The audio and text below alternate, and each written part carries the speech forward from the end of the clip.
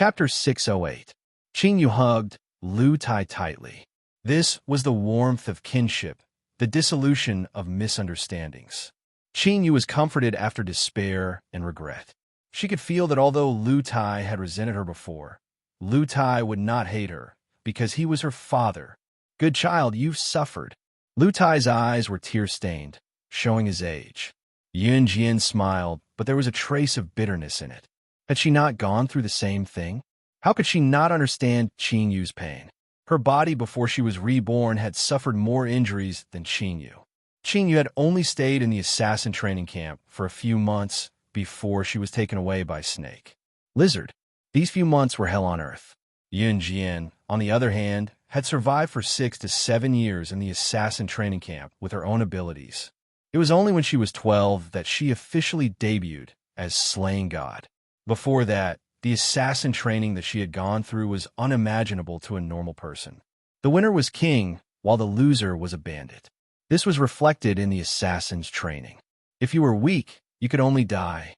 Among the hundreds of children, those who survived these 6 to 7 years could be counted with one hand. Yun Jian was the strongest among the 5 who survived. She was the pinnacle of her ability. Yun Jian only found out later that she had lost her parents and only had her younger brother. If she had parents, she would have gone back to them like Qingyu.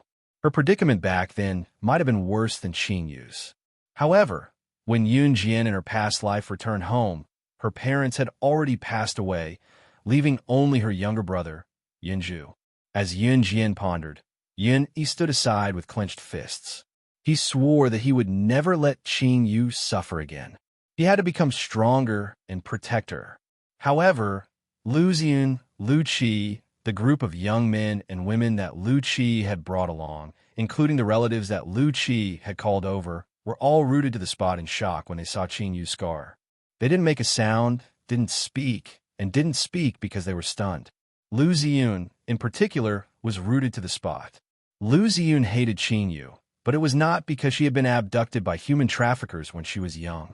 He hated it because his mother had died because of Qingyu, and Qingyu had returned in all her glory, as if she had enjoyed enough and had returned to beg for forgiveness. Lu Ziyun admitted that his thoughts had been extreme because of his mother's death. However, when all the misunderstandings were cleared, his heart still ached. Lu Ziyun had memories of Qingyu before she was abducted. She was his biological sister after all. His mother was his dearest family, and so was his sister. He still remembered that his mother had once said that apart from his parents, his 2 younger sisters were his closest relatives.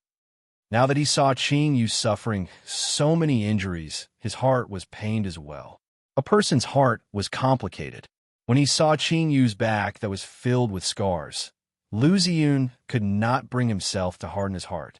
He walked slowly toward Qingyu, but paused before asking, "Oh, Lu Xian, what have you been doing all these years? Why did you injure yourself all over?" There was an obvious change in Lu Ziyun's attitude. Of course, it was impossible for him to change completely after so many years of not seeing Qingyu and being used to treating her fiercely. Qingyu wiped away her silent tears, still hesitating if she should say it out loud. Chapter 609. The truth was that Lu Qi and her friends who did not look like good people shuddered when they saw the scars all over Qingyu. To be able to endure such a heavy injury was indeed not something that an ordinary person could endure. Yet what was the point? From Lu Qi's perspective, her younger sister's return was to steal her brother and father's love. Since Qingyu's return, her father, Lu Tai, had given her all the good food, treating her like a treasure, afraid that she would hurt herself. In fact, the reason Lu Tai treated Qingyu so well was because he still felt guilty that his daughter had suffered a lot even after she had been abducted by human traffickers for so many years. He did not take good care of her back then. Lu Qi actually had no feelings for his younger sister, Qingyu, at all. After all, Lu Qi was only a little over 10 years old when Qingyu was abducted. She was only a year older than Qingyu. A little over 10 years old was the age where one could remember things. From Lu Qi's perspective, her mother and father had always doted on her since she had a younger sister, giving her all the good food and toys when she was young. To be honest, Lu Qi had hated Qingyu since she was young. It was also due to this reason that she did not feel upset when she found out that Qingyu was abducted. Instead, she was secretly happy. Now that her younger sister was abducted, she could receive all the love from her parents. Reality proved this. After Qingyu, who was also Lu Xian, was abducted, Lu Qi's parents doted on Lu Qi even though they had lost their appetite. It was because Lu Tai and his late wife realized that it was their fault for letting their younger daughter be abducted. Therefore, the only reason they insisted on staying alive was to take good care of their other daughter and their son. Lu Qi grew up under her parents' care. Although Luo village was a rural village and its economic development was backward, Lu Tai had never let his daughter and son suffer at all. Lu Ziyun had fallen from grace ever since his mother had passed away. Lu Tai had endured all these hardships with tears in his eyes. His wife was gone. If he were to degenerate as well, how could this family survive? When Qingyu appeared, Lu Qi immediately felt that her father's love for her was threatened. Lu Tai took good care of her younger sister, who seemed to have suffered for years outside, even giving her things to her long-lost sister. This made Lu Qi think that Qingyu had returned to snatch away her happiness. Xiao Qi, shut up. How can you say such things? In fact, Lu Ziyun's heart ached when he saw the wound on Qingyu's back. He could not help but growl at Lu Qi when he heard what Lu Qi said. Qing was his younger sister, no matter what, his biological sister. Furthermore, Lu Ziyun had a long memory. He remembered the past between him and his little sister. There were feelings. Even when he had yelled at Qingyu to get lost, Lu Ziyun had never insulted Qingyu with words that could easily be misunderstood in front of everyone. Lu Qi's to say that Qingyu, you're not innocent. Among the children who were abducted by human traffickers, some of the beautiful girls would be abducted and become prostitutes at a young age, earning money by accompanying customers. This had happened many times in Luo village. Was this not what Lu Qi was referring to when she said that Qingyu was involved in an illegal business? Anyone with a discerning eye would know that. Lu Ziyun was displeased with Qingyu before, but after seeing the scars on Qingyu's back, he began to change. That was why he yelled at Lu Qi to shut up. Chapter 610. If she hadn't been so playful when she was young and insisted on going out to play, would she have been abducted by human traffickers? Would our mother have died so innocently? Brother, what's wrong with you? Why are you speaking up for her? Lu Qi glared at Qingyu angrily before gritting her teeth at Lu Ziyun. The wounds on Qingyu's back and hands did not prove anything. The people present would not even think that Qingyu's wounds were left behind when she was an assassin or when she was on a mission. Luo village only had a few hundred families. The population was small. It was rare for Luo village's people to make a trip to Xian City, especially at the end of the 90s when transportation was gradually being developed and public transportation was available. However, how could one make a trip from Luo village to Xian City, or even a long journey without money? The people of Luo village relied on farming to support their families. All their wealth came from selling the harvests in the fields and gradually accumulating it. Therefore, in comparison, the people of Luo village did not know much. They knew what assassins and secret agents were, but the villagers of Luo village would never have guessed that Qingyu was abducted to be trained as an assassin. In comparison, the closest thing to reality was what Lu Qi said. Qingyu was indeed beautiful. Although Qingyu had a baby face, her features were delicate and delicate. Her nose bridge was high, and her small face had a unique charm to it. If the people present were to explain the scars on Qingyu's body, the most convincing explanation for what Qingyu had been doing during her disappearance was that she was working as a prostitute in a brothel. It was not like there was no precedent for a girl in the village being abducted. Moreover, Qingyu was beautiful and covered in wounds.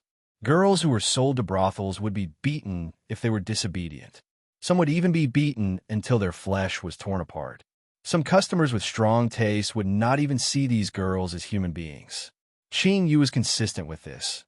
She refused to say what she had been doing during the time she was abducted. If she had been in a brothel and engaged in shady business for so many years, it would be strange if she was willing to talk about it. Therefore, the way most of the people present looked at Qingyu had changed. There were even a few people who looked at Yun Jian with the same disdain. They were still thinking, since Yun Jian and Qin Yu were friends, they must be the same. TSK, what a pity that these two beauties actually came from a brothel. They must be the kind of women that could be ridden by tens of thousands of men. Thinking of this, all the men present looked at Qin Yu and Yun Jian with unfriendly gazes. Some of them even thought, if I were to play with these two prostitutes who are ridden by tens of thousands of men, it would really be ecstasy. Lu Qi was still fighting with Lu Ziyun. Standing beside Yun Jian, Ce, who was also a man, could clearly feel the gazes of the surrounding men staring at his woman with ill intentions. Ce's eyes immediately darkened as he frowned, especially when he felt the gazes sizing up Yun Jian's beautiful body. Ce pulled Yun Jian behind him with a frown. After avoiding the gazes, Ce looked up to meet the men who were staring at Yun Jian earlier. He then swept his domineering aura across the place and shouted at the men, "You're the one who's being bullied." Chapter 611. Lu Ziyun had no intention of humiliating Qin Yu in front of everyone. Such a thought had never crossed his mind. She was his sister after all. Lu Qi's words earlier had caused Lu Ziyun to frown.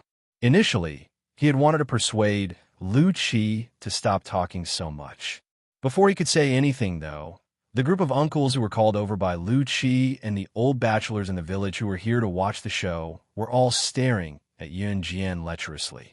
They did not look at Qin Yu with lewd eyes because she was Lu Tai's daughter after all. Even if they wanted to, she was still Lu Tai's daughter. Yun Jian was different, though. Everyone thought that Qin Yu must have been sold into a brothel. Yun Jian must be the sister that Qin Yu met in the brothel. She must be a prostitute who was ridden by thousands of men. Women earn money by spreading their thighs was the fastest way. That was what the men thought. It further convinced them that Qin Yu and Yun Jian were from a brothel. After all, Qin Yu was abducted when she was young. Even if she was adopted by a kind soul, how could she wear branded clothes when she came home? She looked like she came from a rich family. Only by earning money in that way could a young girl like her afford branded clothes. Yun Jian, who knew about Qin Yu's injury, must be the same as Qin Yu. Therefore, Lu Qi's uncles and the old bachelors who were here to watch the show were all looking at Yun Jian lecherously. They could not touch Qin Yu, but it did not mean that they could not touch her friend. Moreover, Yun Jian was exquisite and beautiful, even prettier than Qin Yu. This made the group of old bachelors present feel their hearts itch. Even if they had wives and children at home, their eyes would change color when they looked at Yun Jian. Some of the old bachelors in Luo village could not find a wife because they were poor. There were plenty of such people in the village. It was not surprising to see them. The old bachelors in Luo village had one thing in common. They were gluttonous and lazy. It was precisely because they were gluttonous and lazy that their families were so poor that they naturally had no money to marry a wife.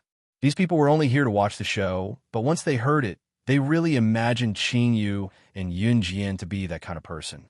Therefore, they did not hold back with their words. A short, bald-headed man with a limp spoke in front of Ce, his tone dripping with arrogance. "Young man, are you crazy? Is this woman your woman?" "Huh. Ha." I looked at her tender breasts. TSK, those breasts, they're really plump.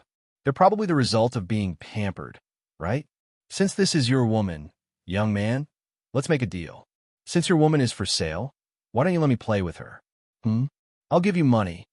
This short old bachelor was only 1.55 meters tall, shorter than Yun Jian. He was considered short among men.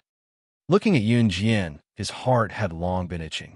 Now that he said such words, it was even more disgusting. Even Lu Ziyun, who had just improved his attitude towards Qin Yu, could not help frowning when he heard it.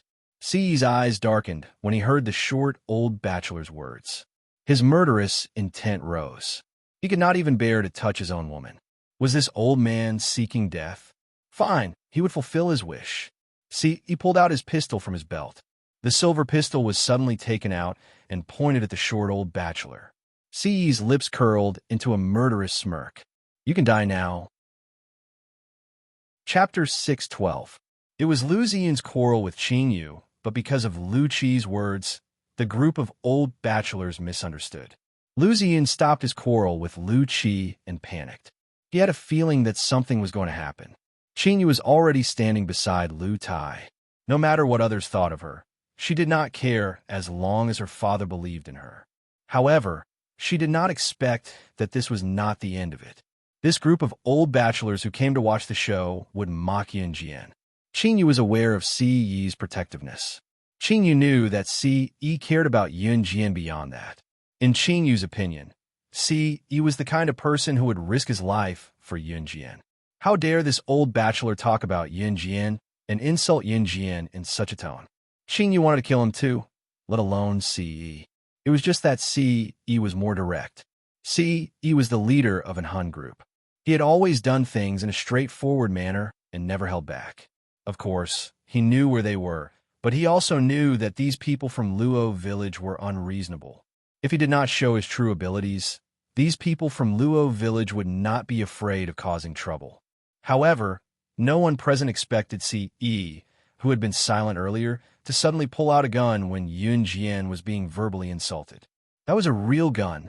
What was more terrifying was that he actually dared to shoot. It's a gun. Lu Qi, who had been confident earlier, was completely shocked when she saw Si Yi pull out a gun. Everyone at the scene was completely dumbfounded. The short old bachelor who had slandered Yunjian was so shocked that he stood rooted to the ground, unable to move. With a loud bang, Si Yi had already fired. However, just as Si Yi fired, Yunjian suddenly reached out to block it and gently shifted Si Yi's aim. Si Yi was not guarded against Yunjian at all. His love for her was true. Even if Yunjian were to kill him now, he would not hate her. If it had been in the beginning when Si Yi had no feelings for Yunjian, he would not have done this. However, even if Yunjian wanted to kill him now, he would not stop her, because he would do whatever she wanted as long as it was what she wanted. As a result, the shot missed the short old bachelor and hit a pile of sand and stones in the distance that was going to be used to build a house. The old bachelor, who had just narrowly escaped death, was drenched in cold sweat. Why is there a gun here? Isn't it forbidden to carry guns now?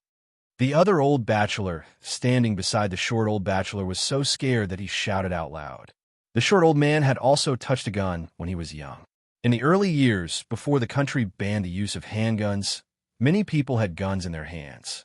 Most of the men present had more or less touched guns when they were young. Therefore, it was not strange for them to have guns. When the short old man saw that Yunjian had pushed the bullet away for him, he did not realize that he had just escaped death. Instead, he became even more complacent. He touched his bald head and thought that Yunjian had been attracted by his good looks. He looked at Yunjian and said in front of Si Yi, "Yo, little girl, you have good taste. How about it? Do you want to have sex with me? I'm definitely stronger than any man you've slept with before." As soon as he said this, Si Yi pointed the gun in his hand at the short old man's forehead. However, Yunjian covered Si Yi's slender hand. Everyone present was terrified. They thought that Yunjian was afraid that something would happen. Chapter 613.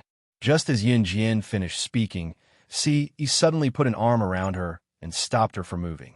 Xiao Yunju was standing beside Si Yi. When Si Yi was about to pull the trigger, he reached out with his slender fingers and covered Xiao Yunju's eyes. At this moment, Si Yi was holding Yunjian with one arm and not covering Xiao Yunju's eyes with the other. Xiao Yunju was very obedient, but he was still confused. Sister, what do you mean by living a life worse than death?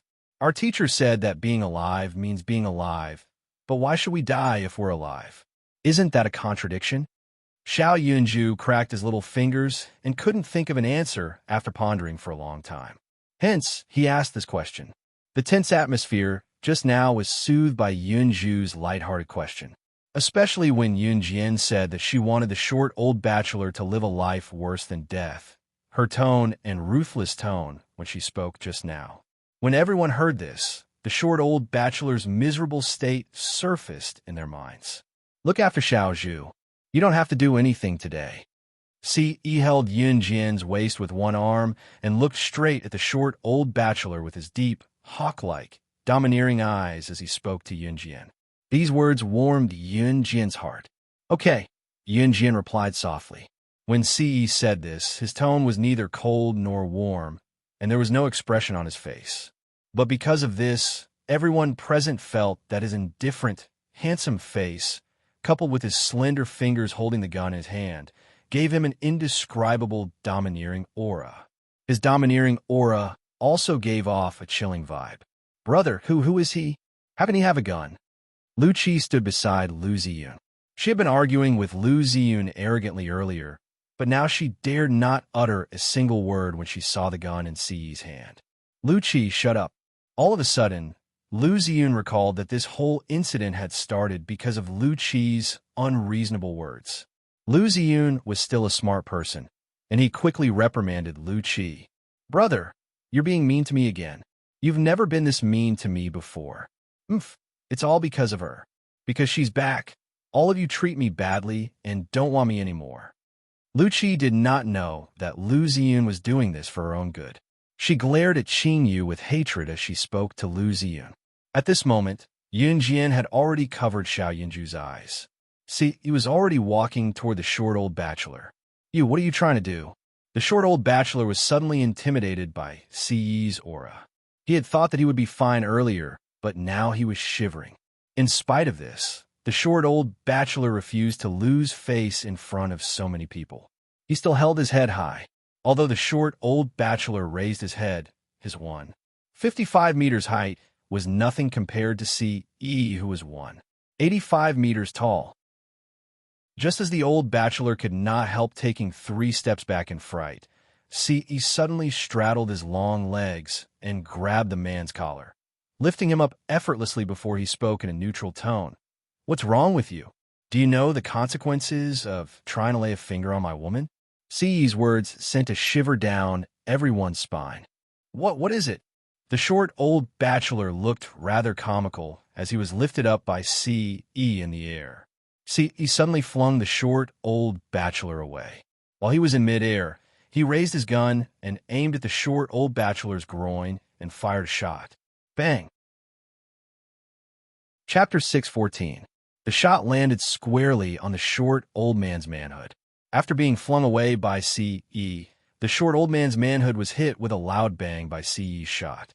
After a second of silence, a howl that sounded like a pig being slaughtered echoed through the clouds.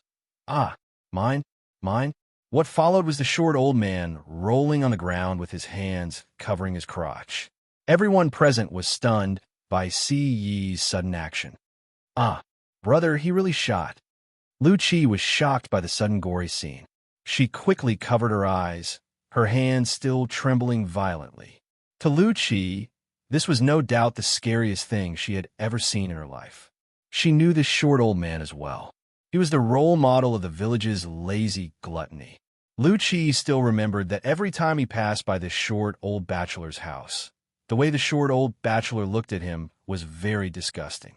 It was disgusting, but now that she saw a familiar face rolling on the ground with his hands covering his bloody crotch, his expression was one of unbearable agony. Lu Qi was frightened to death, especially when she saw the bloody scene from afar. Although Lu Qi grew up in a village, she had never seen blood. Both her parents treated her like the apple of their eye. Although their family's conditions were a little poor, Lu Tai would work himself to death and never let Lu Qi suffer even a little bit. Therefore, Lu Qi's fright was not to be underestimated. Lu Ziyun was frightened as well. He had never seen such a gory scene either. Chills ran down his spine, but he still caressed Lu Qi's head, protecting her from the fear alone.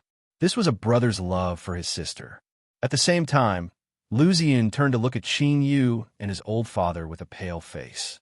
Actually, ever since he saw Qing Yu's wounds, even if Qing Yu was really from a brothel, even if Qing Yu was really unbearable, Lu Ziyun had already decided to acknowledge Qing Yu as his sister. He hated Qing Yu because he thought she was enjoying herself and did not come home earlier, causing his mother's death. However, now that the misunderstanding had been cleared up, Lu Ziyun was not a bad person. He planned to slowly forgive Qing Yu. Lu Ziyun turned to look at Qing Yu because he was afraid that Qing Yu would be afraid of witnessing such a gory scene. Unexpectedly, when Lu Ziyun turned to look at Qing Yu, what he saw was Qing Yu's normal face that was not at all frightened by the horrifying scene in front of him. Why wasn't his sister afraid at all? Lu Ziyun was doubtful. You actually dare to shoot. You're going to be caught. An old bachelor who saw what was happening pointed at Ce in fright, clutching his crotch as he exclaimed, "Caught!" Ce fiddled with the gun. His slender fingers hooked onto the gun firmly. His handsome face was illuminated by the winter sunset. Then, he gently flicked his hair, revealing a beautiful yet arrogant smile. He said to the old bachelor, "I want to see which one of you has the guts to capture me." His tone was insolent and arrogant. However, he had the right to do so. Just as Ce finished his words, he put his gun away and left the short old bachelor rolling on the ground to fend for himself. Yun Jian was standing not far away. He put his gun away as he walked and soon reached Yun Jian, wrapping an arm around Yun Jian's slim waist in front of everyone. "You! How dare you hurt people like this?" Everyone's opinion of Yun Jian and the rest had changed completely. If Yun Jian was really from a brothel, how could she be so insolent? In other words, it was impossible for Qing Yu. Therefore, everyone was doubtful about the identities of Yun Jian, Qing Yu, and the others. Chapter 615. If she dared to kill someone, what else would she not dare to do? Yun Jian's words caused panic among the crowd, especially the group of old bachelors who saw Yun Jian as a woman for sale. They were now looking at Yun Jian in disbelief, trembling in fear. Although Yun Jian was not the one who fired the shot, the way Ce pampered Yun Jian was enough to shock everyone present. The short old bachelor who had just lost his manhood had only spoken a few words about Yun Jian, but Ce had already crippled his manhood. Under such oppressive circumstances, who would dare to make a sound? If this wasn't courting death, then what was? As for the short old bachelor who was rolling on the ground with his hands covering his crotch, no one wanted to bother with him.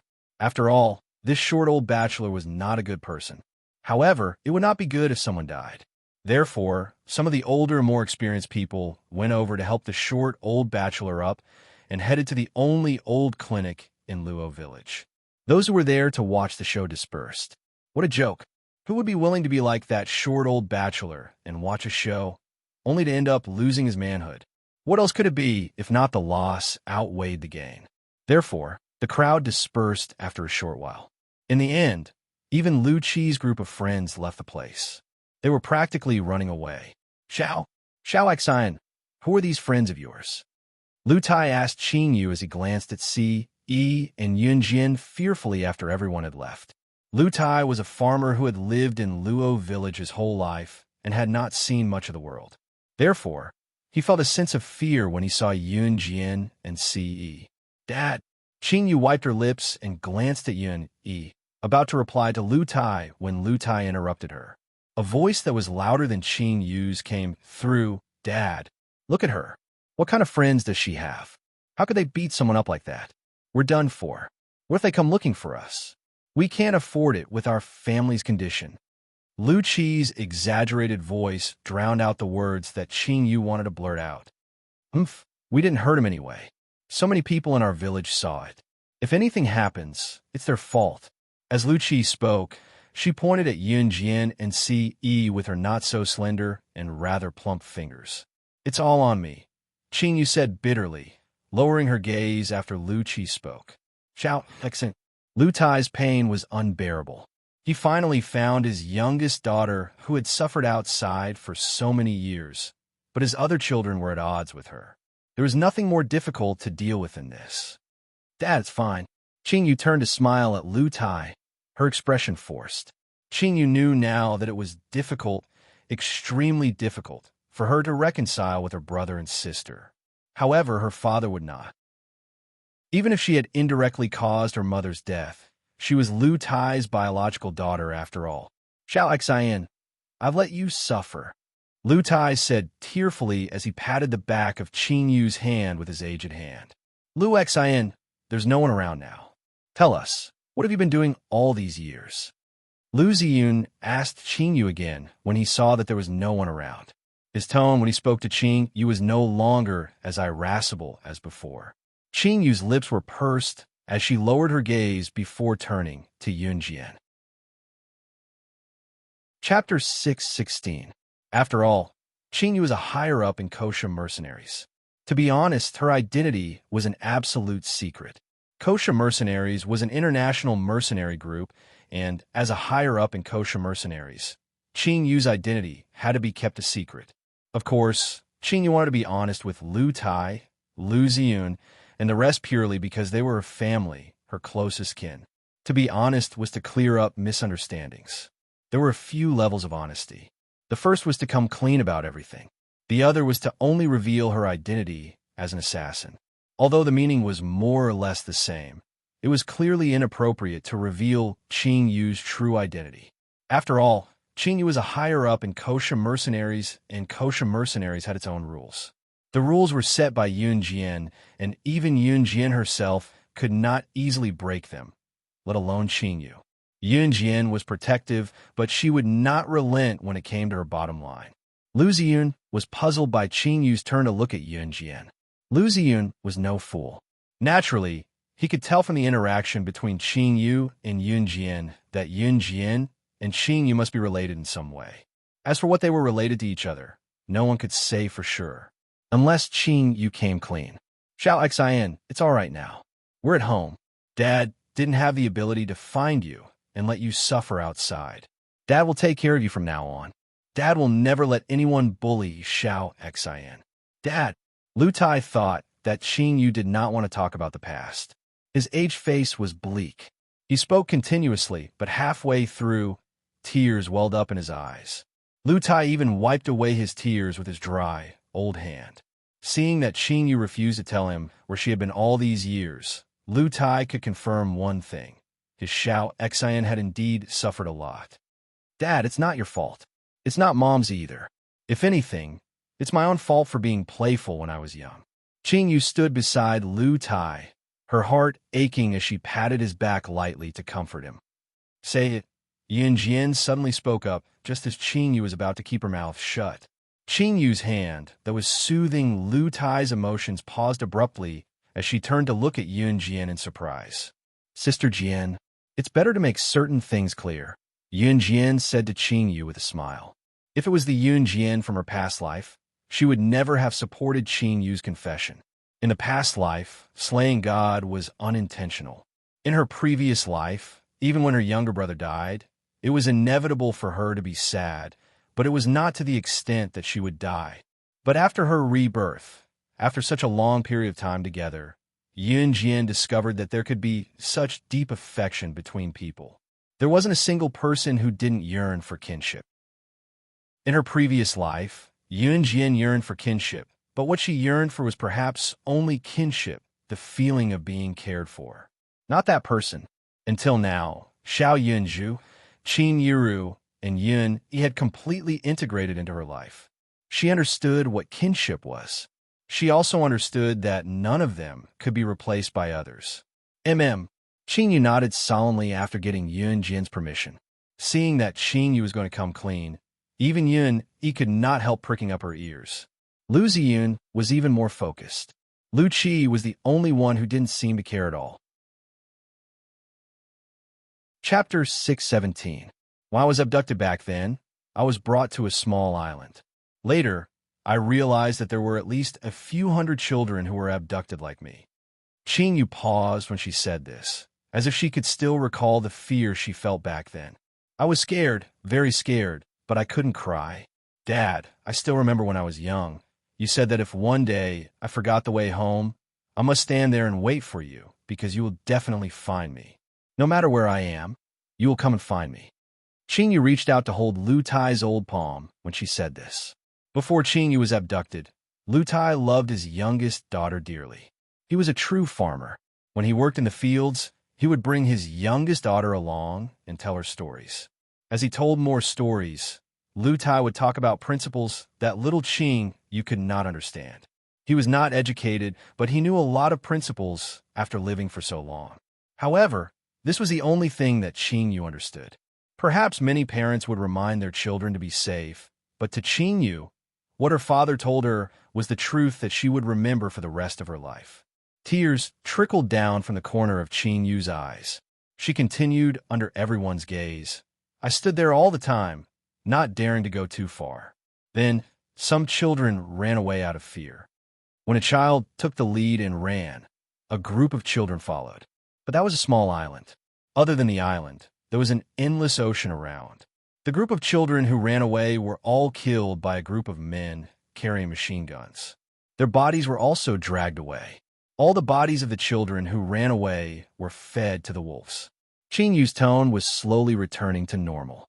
After that, they started training us children who didn't run away. For months, we trained day and night. It was also there that I learned how to kill. Qing Yu raised both her hands as she spoke. Lu Qi's legs were already trembling when she heard Qing Yu talk about how she killed without any fluctuation in her tone, as if killing a person was as simple as having a meal. Dad, I think you should know. That's right. It's an assassin organization, and I'm an assassin. Qing Yu paused. However, my luck was very good. I stayed in the organization for a few months and met Master. Master took me away from that terrifying place. Otherwise, I would have been a cold corpse by now. If Snake, Lizard had not taken Qing Yu away back then, Qing Yu would not have been able to escape from that place with her ability alone. She did not have Yun Jian's skills, nor Yun Jian's ability. Qing Yu's skills could only be considered above average. If Qing Yu had been like Yun Jian, she would not have been able to leave the assassin organization alive. This was because out of hundreds of people, only a few had survived. Qing Yu stopped there. She did not tell Lu Tai and the rest that she had been following Yun Jian ever since. Qing Yu knew that Yun Jian did not want to expose her identity. Assassin? Xiao, accent. These wounds on your body, they're... Lu Tai's eyes widened as he stared at Qing Yu in disbelief with his mouth agape. I was stabbed by someone. There's also a gunshot wound. Qing Yu did not hide it, since she had already revealed it. Lu Ziyun was speechless from Qing Yu's words. His sister, the sister that he thought had returned in glory, had gone through such pain. Chapter 618.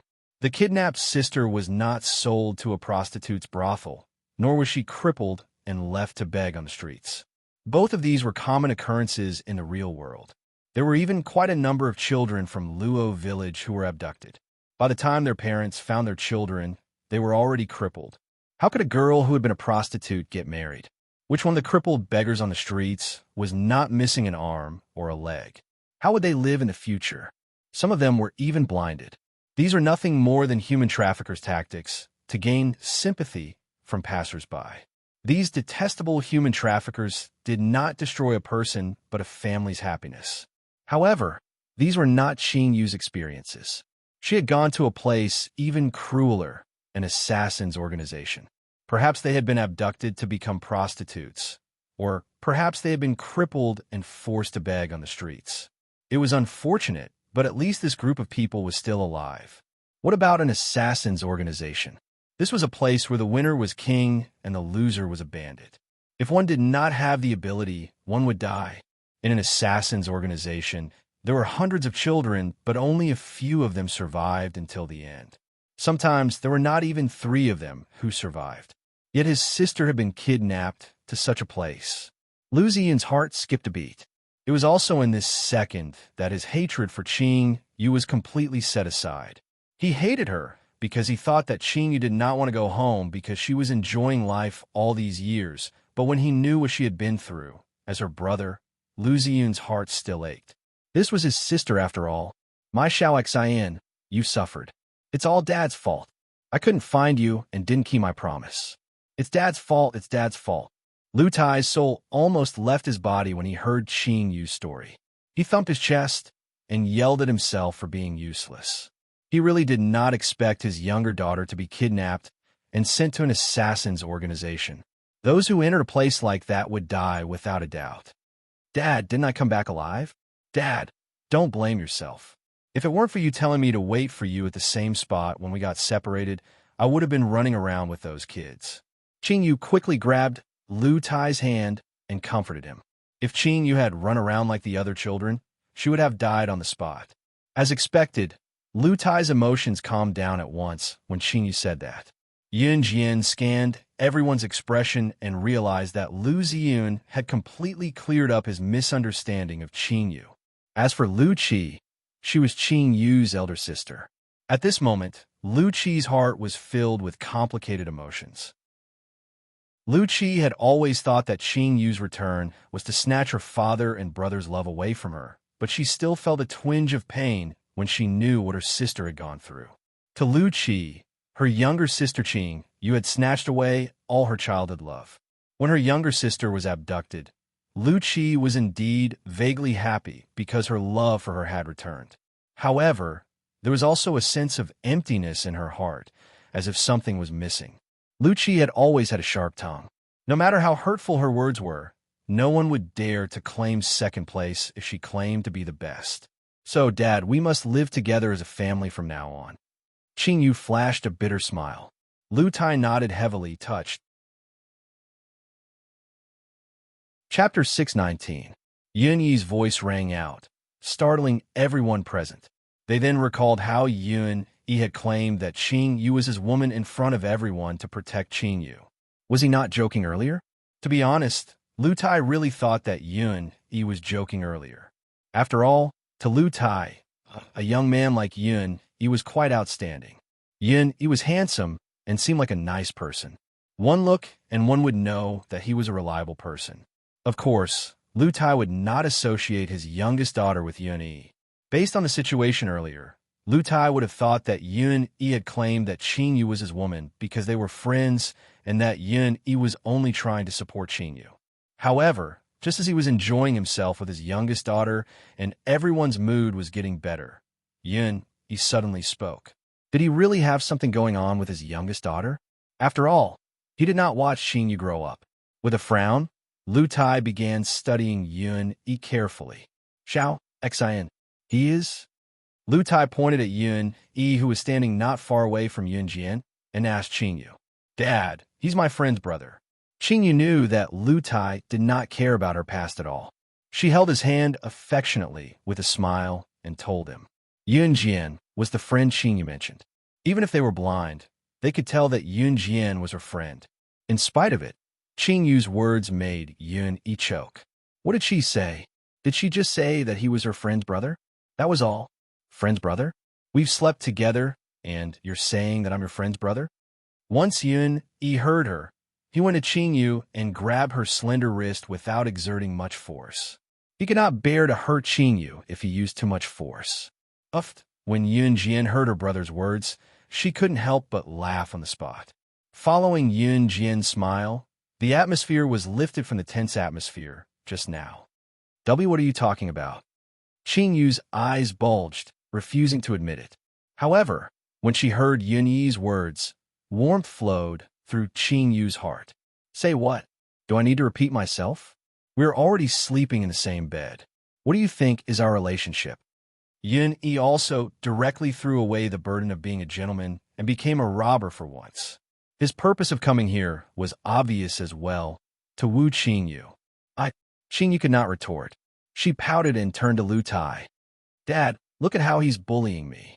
Lu Tai was speechless. Qing Yu turned to Yun Jian and said coquettishly, Sister Jian, your brother is bullying me. You have to help me.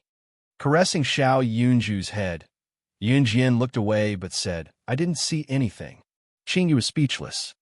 Brat, how dare you bully Lu, my younger sister? Lu Ziyan suddenly went up and grabbed Yun Yi's collar, asking like a ruffian.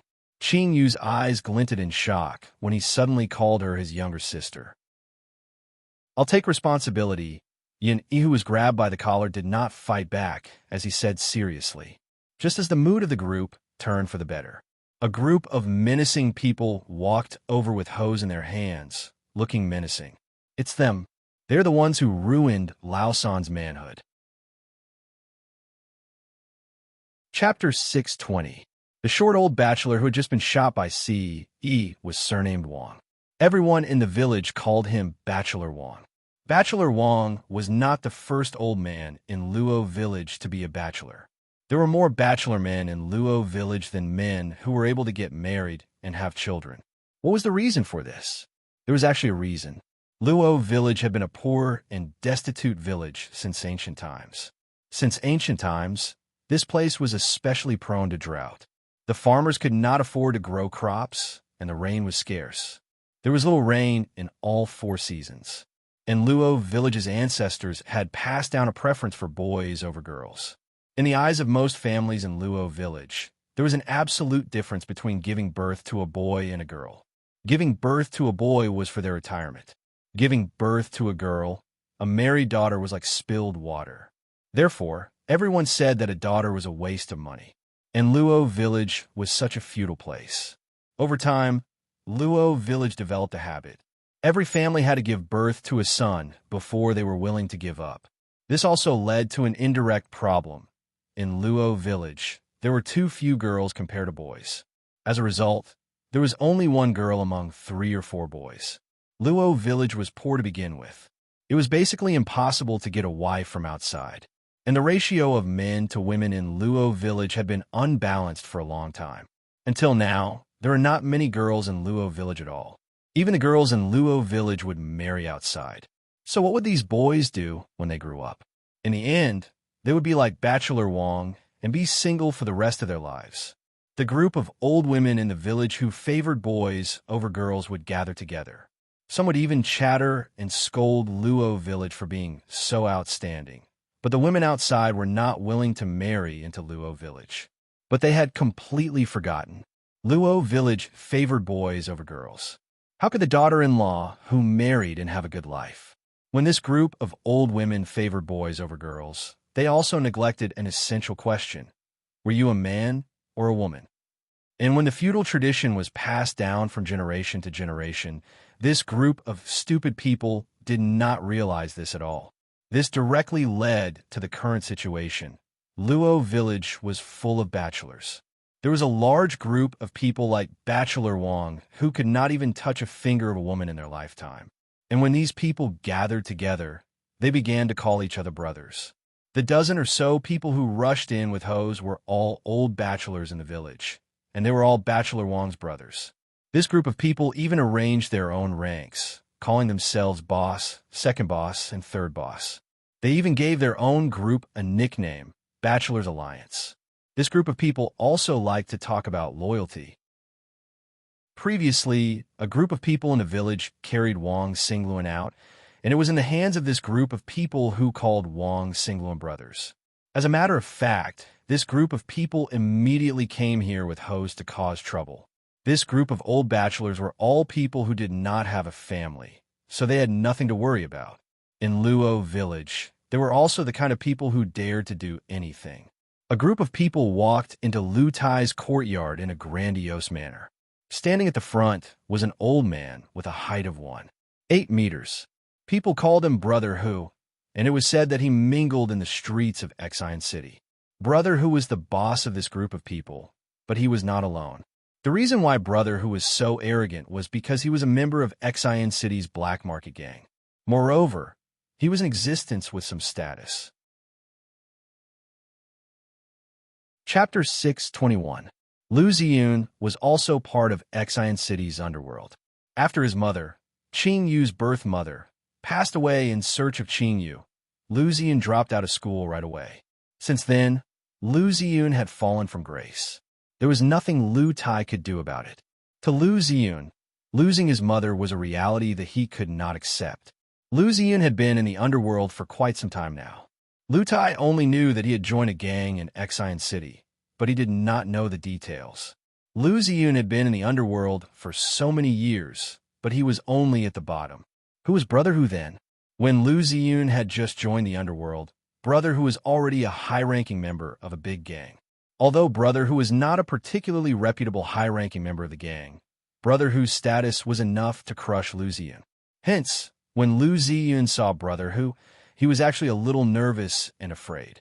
Naturally, Big Brother Tiger did not recognize a small fry like Lu Ziyun. But when Big Brother Tiger led his men into the courtyard of Lu Tai's house, he suddenly heard someone call out his name in a trembling voice. That person must have recognized him. Big Brother Tiger immediately became even more arrogant. Who would have thought that there would be someone who recognized him? Huh. Brother whose high-pitched voice dragged out as he led his men into the courtyard. He then walked around with the hoe in his hand. Suddenly, Brother whose gaze paused when he saw Yun Jian and Qing Yu. Oh my, these two youngsters are quite pretty. Brother who was a high-ranking member of a big gang in Xian City. He had played with countless women, but when he saw Yun Jian and Qing Yu, he felt like his world had changed. Yo, yo, yo, yo. Brother who whistled and sized up Yun Jian and Qing Yu with a roguish gaze before he tapped the ground with the hoe in his hand. You guys touched my third brother just now. Do you have a death wish? Brother who suddenly shouted. His arrogant voice sent chills down the spines of most of the people present. Lu Tai was just a villager. He had been honest and dutiful all his life and had never encountered something like this. He was afraid, but he pulled Qing Yu's hand in an attempt to shield her behind him. Your third brother? See, he lazily leaned against a corner of the wall. His eagle-like eyes had already turned to look at Brother who. His lazy tone carried an aura that couldn't be ignored. Mother asterisk Kerr, it's that guy who you crippled. An old bachelor standing next to Brother who shouted at C.E. in order to gain Brother who's favor. Huh. C.E. smirked. He didn't feel threatened at all by the arrival of Brother who and his gang. Damn it, are you guys looking for death? How dare you act so arrogantly after touching my people? F asterisk CK. Brother Tiger swung his hoe and fiercely hacked to the ground. Then, Tiger seemed to have thought of something. He threw the hoe on the ground and carefully took out a real weapon from his pocket. F asterisk CK. Do you think that I will be afraid of you just because you have guns? I also have a gun. Ha ha ha. I'm not afraid of you. Brother who knew that Bachelor Wong was crippled because he was shot in the groin, so he had prepared this weapon. Lu Tai, Lu Ziyun, and Lu Qi instinctively shuddered when they saw that Brother who had a gun. Chapter 622.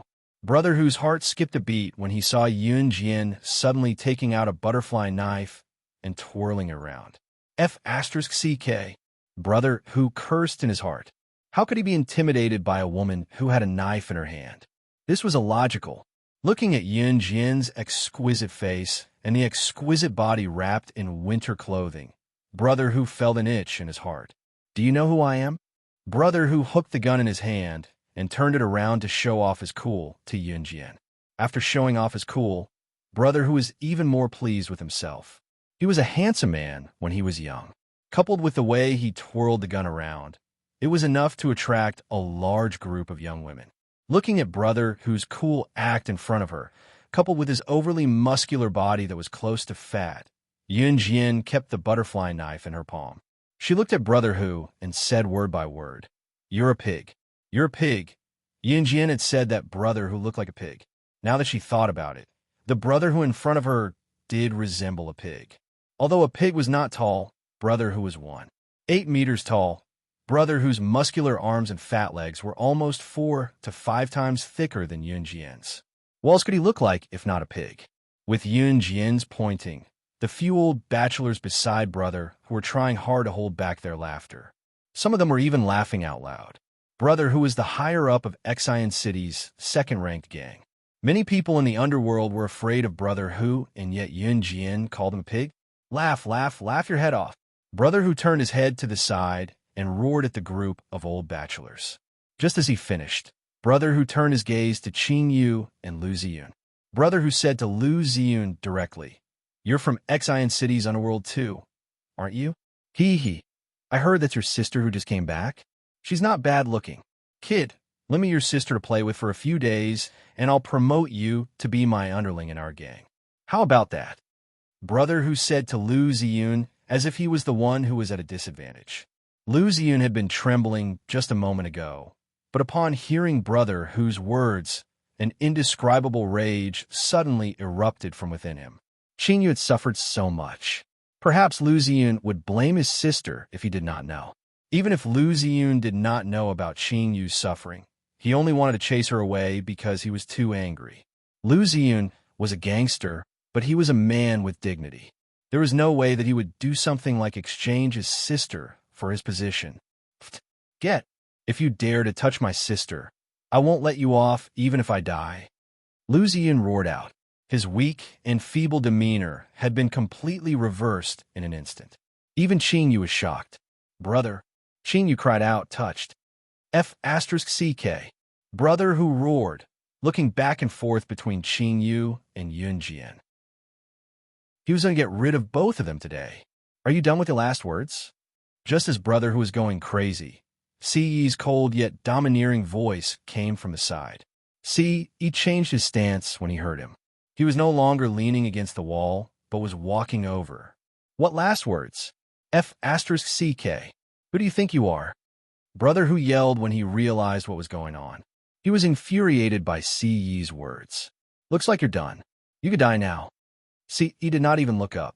Then, he held the gun in his hand like a magic trick. I have a gun too. However, before brother who could raise his gun, Si's long fingers had already pulled the trigger. Bang! Chapter 623. Before brother who could raise his gun and finish his sentence, a bright bullet shot through brother whose head at a speed that was indiscernible to the naked eye. One shot, one life. Everyone present was scared to death by Si's actions. Brother whose group of people were so frightened that they cried out on the spot. Each of them had a terrified and horrified expression on their faces. The group of people present were all from the countryside, and their education levels were similar. They had only graduated from elementary school. Therefore, when people here encountered problems, they had no awareness of the law. They only knew how to form gangs and bring their brothers to fight. It was also because of this that brother whose group didn't go to the police when Wang Single got into trouble. Instead, they carried hoes and came to cause trouble for CE. The people in the countryside had a weak awareness of the law. When something happened, they would usually find someone to solve it themselves. Naturally, it was not uncommon for both sides to fight until their heads bled. However, for CE to kill someone as soon as he appeared, and the person he killed was a high-ranking member of a gang in Xian City. This kind of thing was simply unheard of.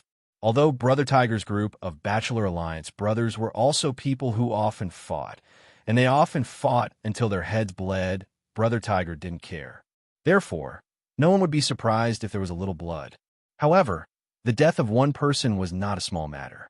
Most importantly, Brother who was a high-ranking member of the second-ranked gang in Xian City. If the gangs in Xian City were to blame them, none of them would have an easy time. For a moment, Brother whose group of brothers were all frightened out of their wits. Murder, murder! You killed someone. Someone pointed at CE and said in an extremely terrified tone, Do you know who you killed? That's a high-ranking member of the second-ranked gang in Xian City. You're finished. One of Brother whose brothers shouted at CE and Yun Jian in astonishment. How dare you look at my woman like that? Do you still think you can live? Don't even think about leaving today. CE's slender fingers lightly flicked the muzzle of his gun. He cast a sidelong glance at the group of people, as if he was looking at a group of dead people. CE killed someone just because they looked at Yin Jian that way, coupled with the fact that CE had crippled Wang Guowang's family jewels. Lu Tai, Lu Ziyun, and Lu Qi were already scared out of their wits. But now, a sense of horror welled up in their hearts. Brother Tiger's group of brothers immediately realized this. From CE's words, he was going to kill all of them? Brother Tiger's group of brothers panicked. He was even more terrified than Brother Tiger dying in front of him. I don't want to die. The group of people howled. They no longer pretended to be manly as they turned around and ran away. CE narrowed his eyes and raised his gun. He was the leader of the Enhan organization and had never cared about human lives. The reason he did not kill before was for Xiao Jian's sake. However, the same thing could not happen more than 3 times. This group of people had repeatedly violated his bottom line. Based on his personality, he should have killed them all. No, don't. Young man, you can't. Lu Tai was kind-hearted. Despite his fear, he ran up to CE and blocked CE from killing more people. Let them go, Yin Jian said when she saw the situation. Brother Tiger's group of brothers also took advantage of this time to run away without leaving a trace. Lu Tai suppressed his fear instantly. Lu Qi, on the other hand, was rooted to the spot dumbly. There was only endless fear in her. The man of the friend Qin you brought back had killed someone. Chapter 624. Lu Tai heaved a sigh of relief when he saw Si Yi put the gun away. In spite of it, he still shuddered when he saw Brother Hu's body on the floor. In the end, Lu Tai went over to give Si Yi a shove before calling Lu Ziyun, Lu Qi, Qing Yu, and Yun Jian over. Go! All of you go! All of you go! Lu Tai began to chase them away. Lu Ziyun and Lu Qi were among those who were chased away. Dad! You!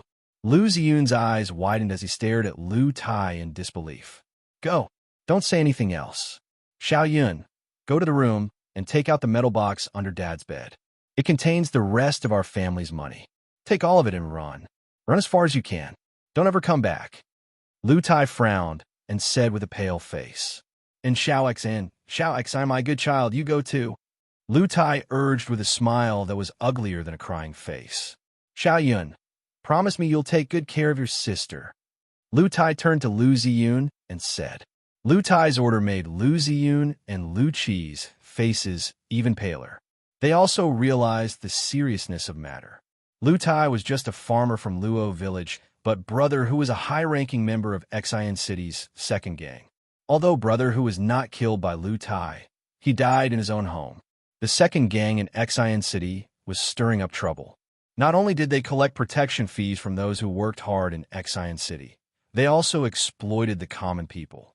Even if one of their brothers died, the second gang would implicate Lu Tai's family, let alone the death of a high-ranking member of Xian City's second gang. Lu Tai was an honest man. Although Si Yi was the one who killed him, Si Yi would have to go to jail if this matter was blown out of proportion. He might even be executed. Lu Tai could not bear to see such a good child's life ruined just like that. After all, this was caused by Brother Hu and his gang. Although Lu Tai believed that Si Yi was being impulsive, he did not want to leave this place. On the other hand, Lu Tai himself was reluctant to leave the place where he had spent his entire life with his late wife. But considering his children, he decided to bring Lu Ziyun and Lu Qi along as well. Dad, we didn't kill them, so why should we run? Lu Qi was from Xian City, so she had naturally heard of the power of the second gang in Xian City.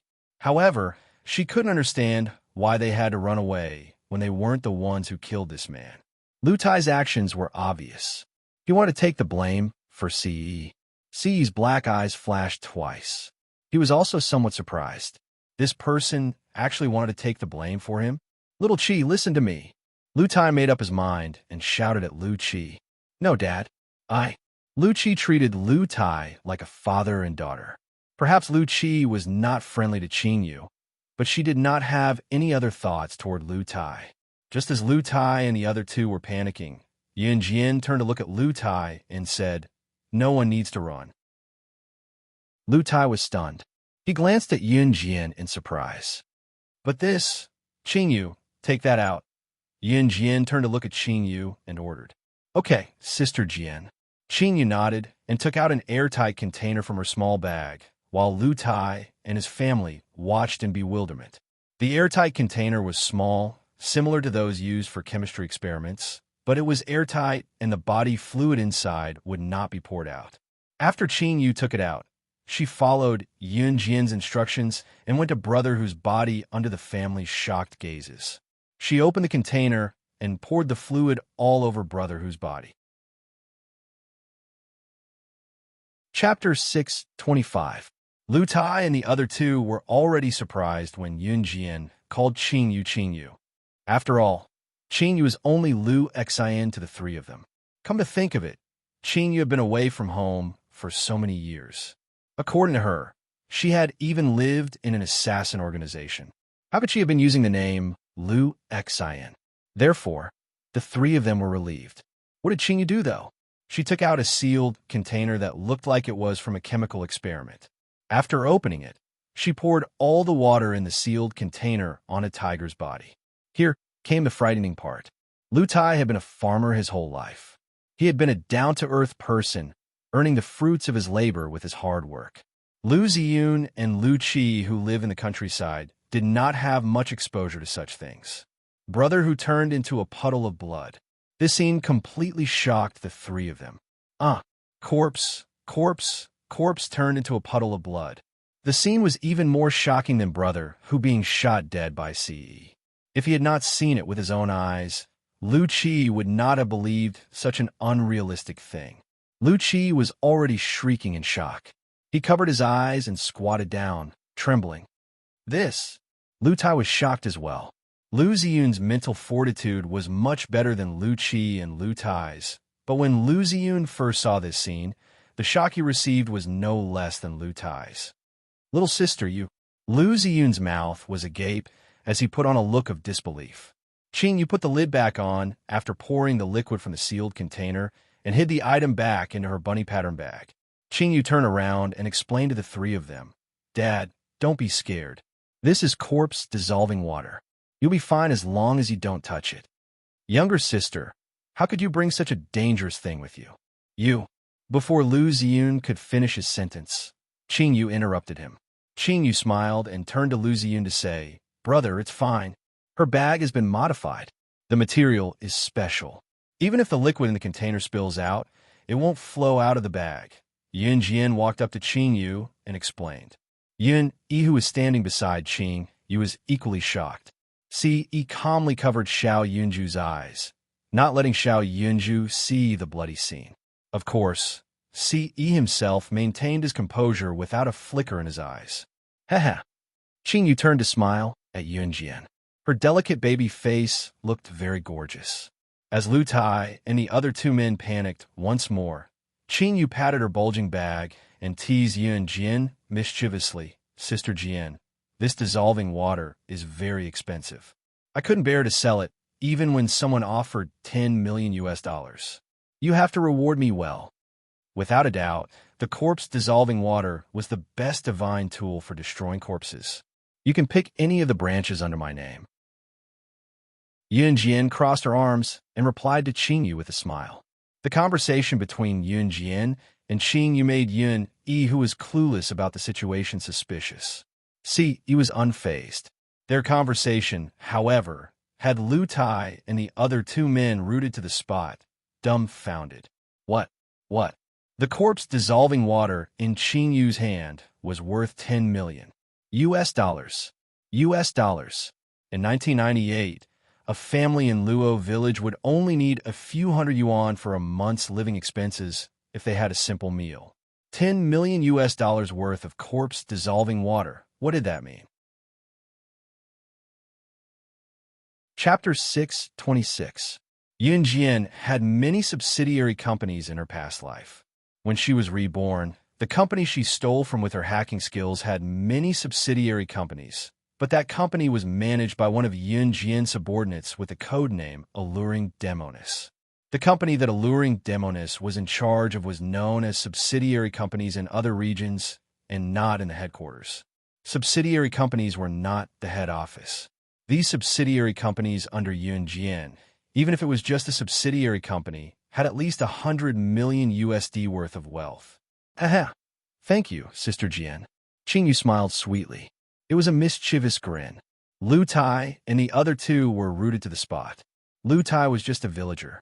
To him, if he had more than $10,000 in cash, he would be considered one of the wealthiest families in Luo village. After all, the people in Luo village were basically poor and economically backward. Those who were rich had gone to the big cities to develop themselves. Most of those who stayed in Luo village could not leave. $10 million. When Qing Yu said that the thing she had was worth $10 million, she used it just like that. In comparison, Lu Qi's reaction was the most intense. In the beginning, when Qing Yu came back, Lu Qi treated her purely as a slave. Lu Qi had even made Qing Yu wash all the clothes in the house and made things difficult for her. Qing Yu did not say a single word of objection. Lu Qi, Lu Ziyun, and Lu Tai knew that Qing Yu was rich. After all, Qing Yu was wearing branded coats when she came back. They did not expect Qing Yu to be so rich. They did not expect Qing Yu's friend to be so rich as well. She offered to give Qing Yu a subsidiary company right off the bat. A subsidiary company was still a company.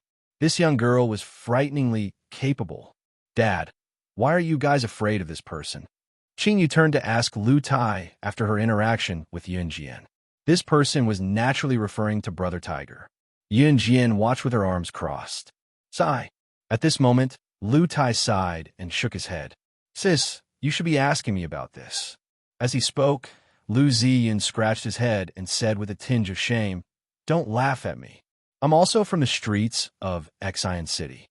With that, Lu Ziyun's face turned serious. That brother who is one of the higher-ups of Xian City's #2 triad. If he was just a higher-up, we wouldn't have to be so afraid. But the problem lies with this brother who. His sister is the daughter-in-law of the #2 triad. The second leader dotes on his wife very much, and the second leader and the first leader of the second gang in Xian City are blood brothers, and they are as close as real brothers. If something happens to Brother Tiger, it will directly involve the big boss of Xian City's second gang. The second gang's status in Xian City is not ordinary.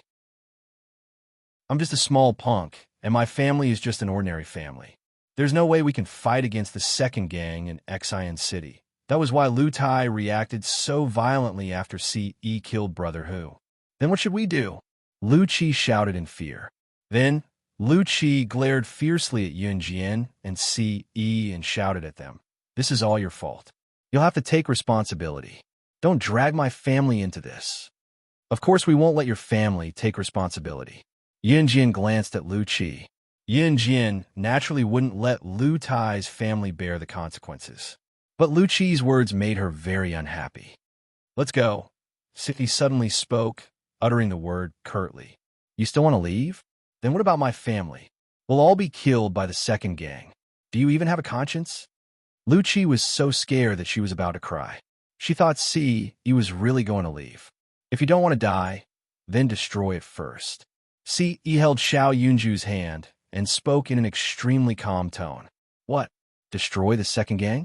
How is that possible? With just the two of you? Lu Qi's eccentric voice sounded once again. Chapter 6:27. Huh. Ce scoffed softly at Lu Qi's words. Ignoring Lu Qi, he pulled Xiao Yunju outside. For Yun Jian's sake, Ce had already shown mercy by not killing Lu Qi on the spot. If they stayed any longer, Ce would only feel the urge to shoot them dead. Ce had always been decisive, unlike Lu Qi's family who was overly cautious.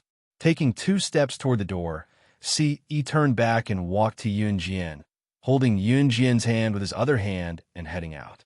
Qingyu followed when she saw Yun Jian heading out. Sister Jian, I'm going too. Since Qingyu wanted to go, Yuni wanted to follow as well. Don't go, all of you. Take care of my brother. Yun Jian suddenly told Qingyu before she took Xiao Yunju from Ce's hand and passed Xiao Yunju's to Qingyu. Qingyu listened to Yun Jian, answering as soon as Yun Jian spoke. I'll lead the way. Lu Ziyun suddenly spoke up after a few seconds of hesitation. Yun Jian did not reject him. Just as he finished speaking, the sound of an alarm came from the entrance of the village.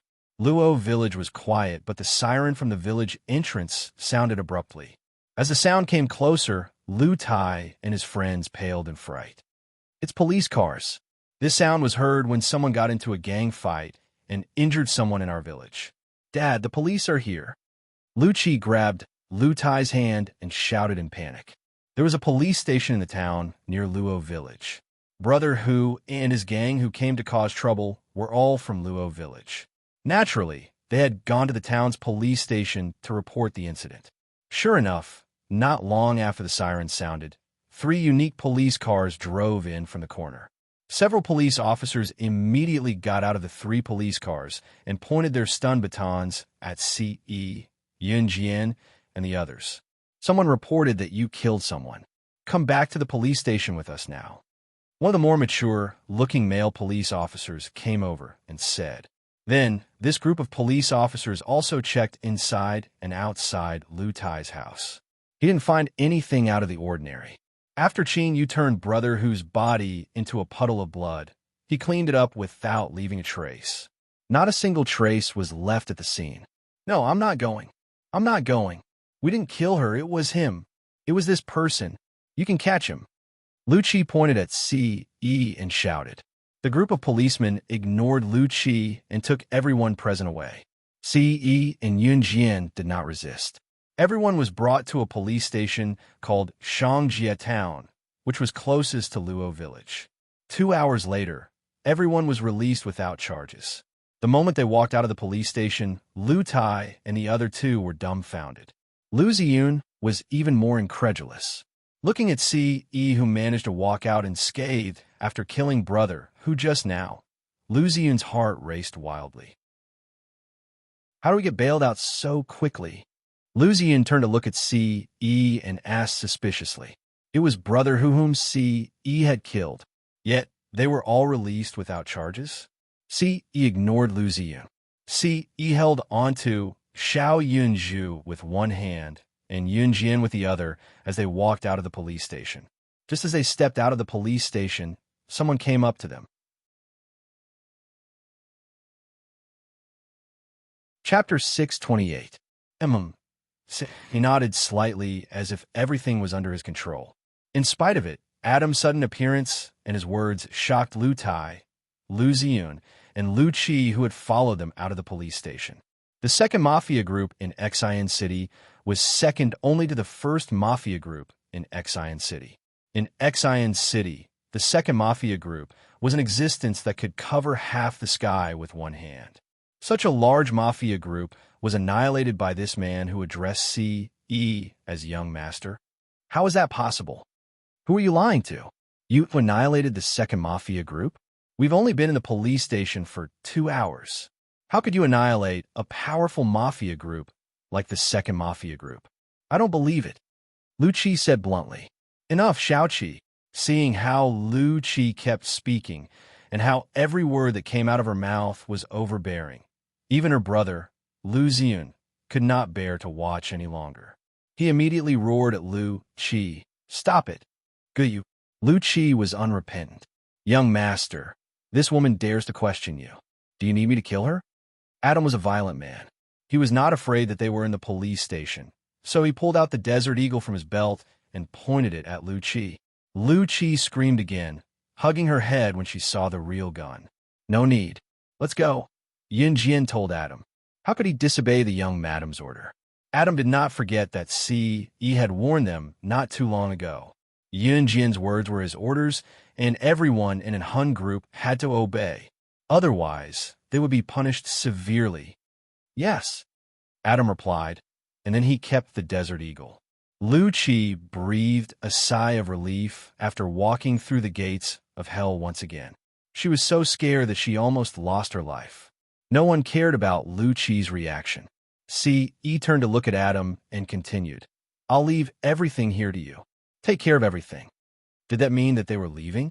Qing Yu quickly asked Yun Jian. Sister Jian, you guys are going back to Longmen City? Yes. Yun Jian nodded. Since she could not stay in Qing Yu's house any longer, she naturally left. Oh, Qing Yu was reluctant.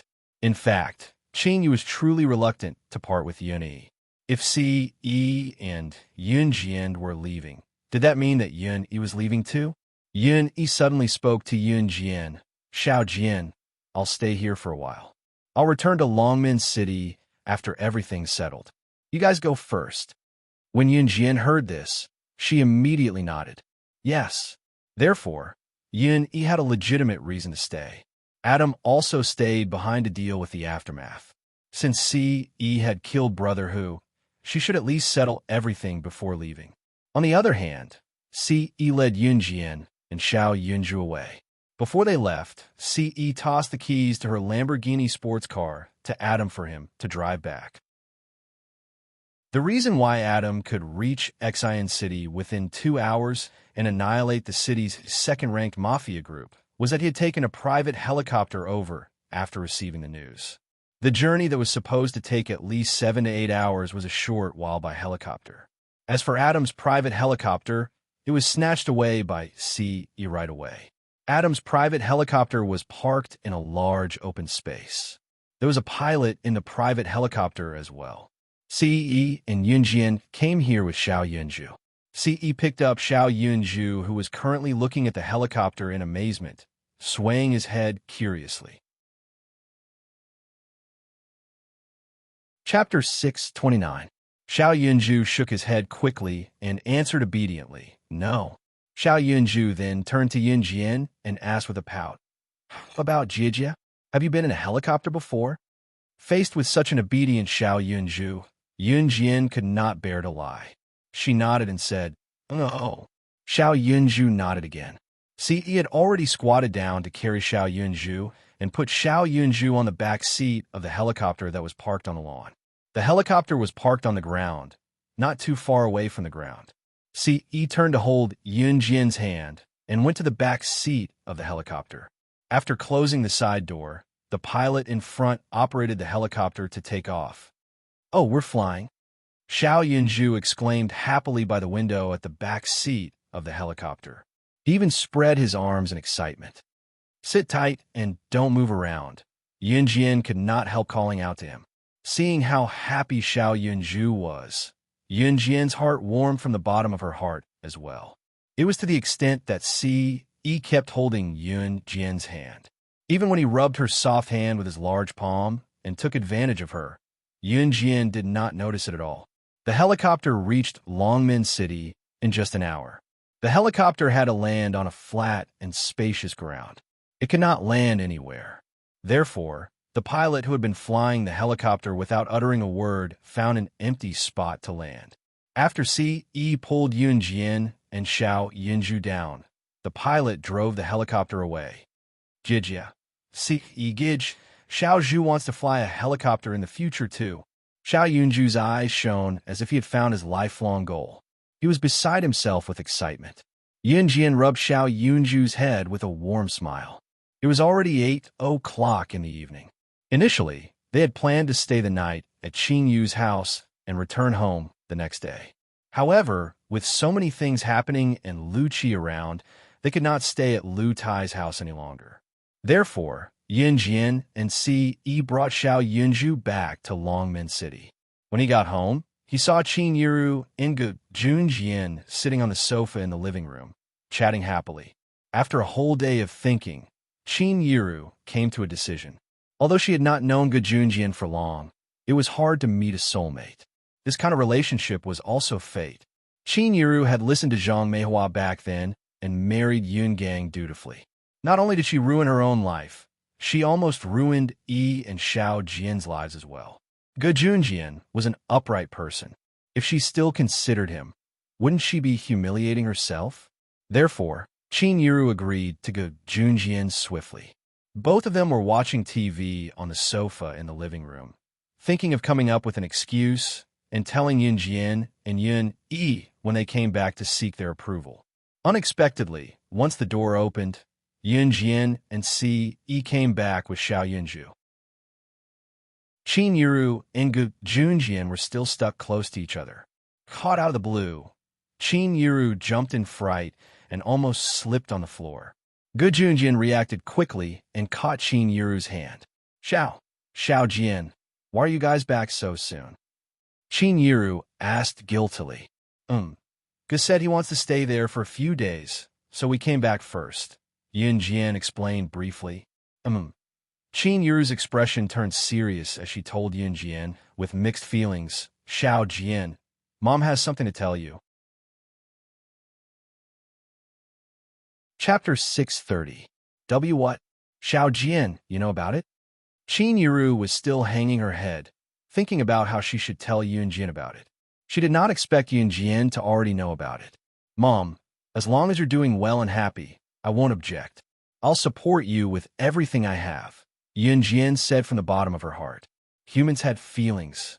Although Yunjian was a secret agent in her past life, she had already treated Qin Yiru as her biological mother in this life. What Qin Yiru did for her and her brother could not be expressed in a few words. Yunjian also knew that no one would do more for her than Qin Yiru. This was motherly love. Of course, if Ce heard what Yunjian said from the bottom of her heart, he would be the first to stand up for her. After Yunjian said what she said, Qin Yiru's eyes were already moist. Her Xiao Jian had really grown up. Qin Yiru, still remembered that her daughter was quite willful when she was young and her results had always been mediocre. It was only when the first semester of the third year of junior high school started that her results gradually improved. Before she transferred from Xinjiang town to Longmen City, she had even gotten first place in the 5-school joint examination. Qin Yiru was so proud back then. Xiao Jian. Qin Yiru's tears were about to fall. "Mom, don't cry. If you cry, I might disagree." Yun Jian chuckled. Amused by Yun Jian, Qin Yiru held back her tears and smiled through her tears. Gu Junjian had been standing beside Qin Yiru, patting Qin Yiru's shoulder to comfort her. "I wonder if Xiao Yi will agree," Qin Yiru muttered to herself with a frown when the atmosphere changed. After all, to Qin Yiru, if either her son or daughter disagreed with her marriage to Gu Junjian, there was no chance of it happening. To Qin Yiru, Yun Jian and Yun Yi were her life support and hope. "Mom, brother will definitely agree. I'm sure of it," Yun Jian said with a smile. Her brother, Yun Yi, still wanted Qin Yiru to agree to him and Qin Yu. Moreover, Yun Yi would definitely want Qin Yiru to live well. Qin Yiru was relieved even though she did not hear Yun Yi's reply. "Mom, let's go upstairs then," Yun Jian said to Qin Yiru and held Xiao Yunju's hand as they went upstairs. Qin Yiru nodded. She was already happily sitting down to discuss the marriage with Gu Junjian. Gu Junjian's parents were no longer around. Qin Yiru and Gu Junjian were both married for the second time, so their wedding could be slightly simpler. However, the necessary ceremony had to be completed. Of course, it was still early for the wedding. At this moment, Yun Jian was already holding Xiao Yunju's hand as they walked to his room. Xiao Yunju was already sleeping alone. It was already past 8 o'clock at night. Xiao Yunju was still in his puberty stage, so he was already dozing off. Yun Jian accompanied Xiao Yunju to his small bed in his room, turned off the lights, and closed the door for Xiao Yunju before returning to her room. "Xiao Zhu is asleep?" Si stood at the door and asked when she saw Yun Jian coming out. Yun Jian nodded. Yun Jian yawned after she finished speaking, feeling sleepy all of a sudden. "I'm going back to my room too. Good night." Yun Jian turned to tell Si before she turned a corner and returned to her room sleepily. Chapter 631. Yun Jian's back was facing Si just now, so she had her back to Si when she entered the room. She had planned to lean her back against the door to close it and lock it, but she did not expect Si to be one step ahead of her and enter the room first. Just as Si entered the room, he scooped Yun Jian up and pressed Yun Jian onto the big bed not far away. Si's arms were wrapped around Yun Jian's waist as he pressed Yun Jian on the bed. Yun Jian's back happened to be leaning against him. Yun Jian was still wearing her pajamas earlier, but her sleepiness was all gone when she was suddenly pressed down. It was also at that moment that her cheeks flushed. The white lights in the room were on, and the temperature was rising bit by bit. Yun Jian could even feel Si's breathing growing heavier on her back. "Xiao Jian." Si's masculine voice sounded like a starving beast that suddenly found food but dared not strike. Yun Jian was startled. She could clearly feel that Si's actions today were more uncontrollable than before. Before Yun Jian could speak, Si had already flipped Yun Jian over and kissed Yun Jian's beautiful lips fiercely, tossing and turning. Unlike the gentle kisses in the past, this kiss was heavy and ferocious, like a torrential river. Yun Jian's heart was about to stop. As they kissed, Yun Jian's gaze gradually blurred. While Yun Jian was being kissed passionately, she suddenly felt a chill in front of her chest. Unbeknownst to her, her jacket and thermal underwear had been taken off. Yun Jian was startled as Si's large palm moved to her bra. She pressed Si's palm down in time. Si was obviously intoxicated by the fragrant body. This was something he had never experienced before. Other than the tights on her lower body that were still intact, Yun Jian's upper body was only left with a bra. Her ample bosom was wrapped by the bra as she lay beneath Si, fueling Si's desire. Finally extricating herself from Si's lips, Yun Jian was pinned down and unable to move. Still, She panted a few times and blurted out what she wanted to say. "What's wrong with you?" He hugged her and bent over, burying his head on Yunjian's collarbone under her chin, and asked, "Is your mom moving to Yunjian's house after she gets married?" Yeah. "What's wrong?" Yunjian nodded. "Are you going to follow her?" This was what he wanted to ask the most. Yunjian and Qin Yuru's wedding date shouldn't be too long. If Yunjian were to move out, how long would it take for him to see her again? If my mom moves to Officer G's house, I'll naturally follow her. Not only me, but Xiao Zhu will also go. All right, my brother will too. After all, this isn't my house. My mom has been here for so long that she's actually quite embarrassed. Before Yunjian could finish her sentence, she felt a shadow covering her lips again. What followed was a long period of demanding. It was only when Yunjian was about to suffocate from the kiss that Si finally let go of her lips. Yunjian didn't understand what Si meant. If Qin Yuru were to marry Yunjian, she would naturally move out. And Yunjian would definitely move out with Qin Yuru.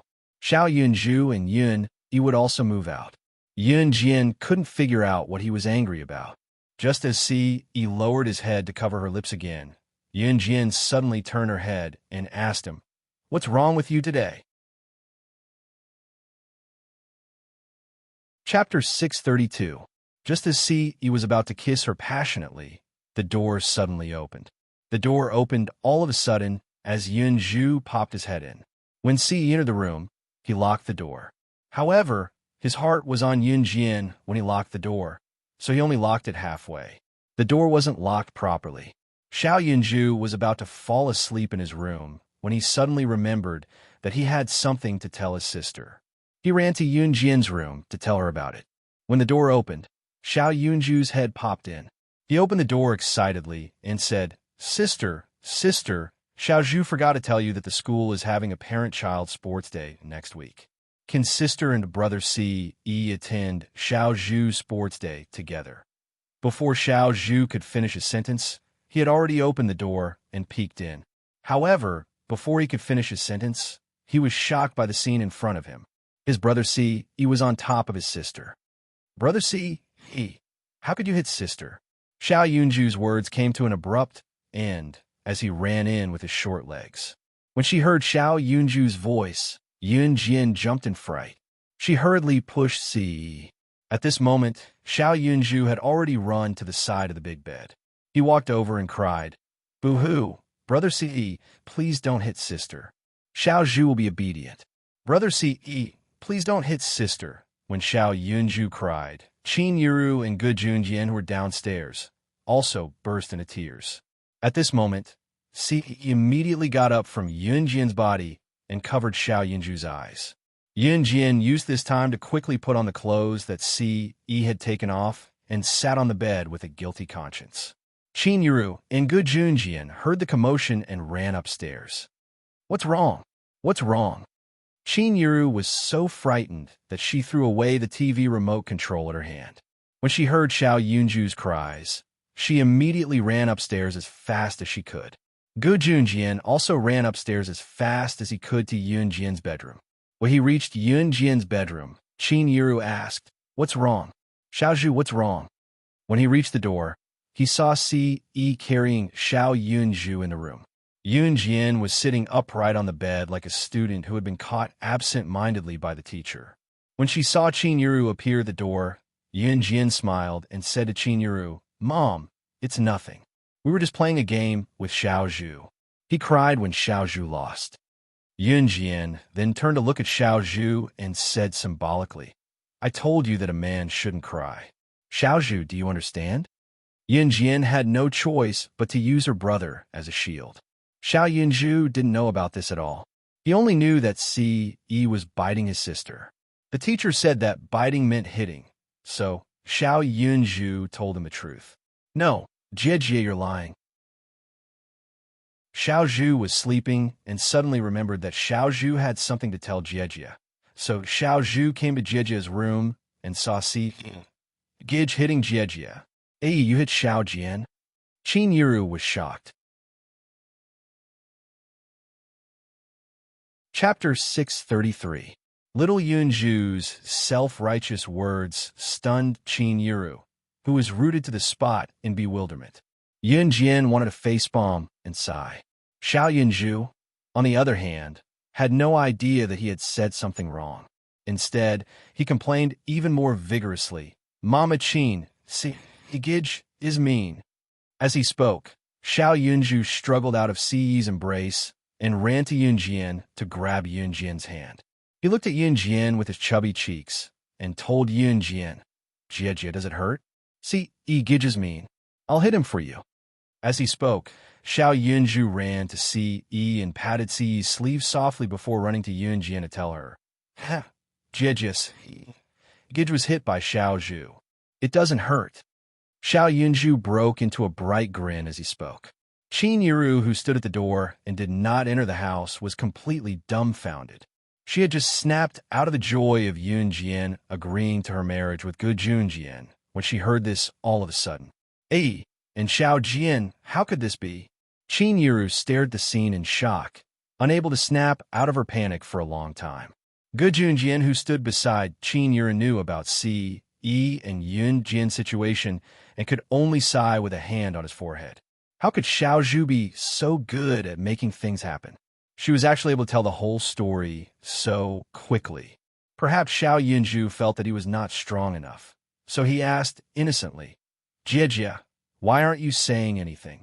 Did Xiao Zhu not hurt Si Igij? But the teacher said it's not good to bite. Si Igij can bite Jie, but Xiao Zhu can't bite Si Igij.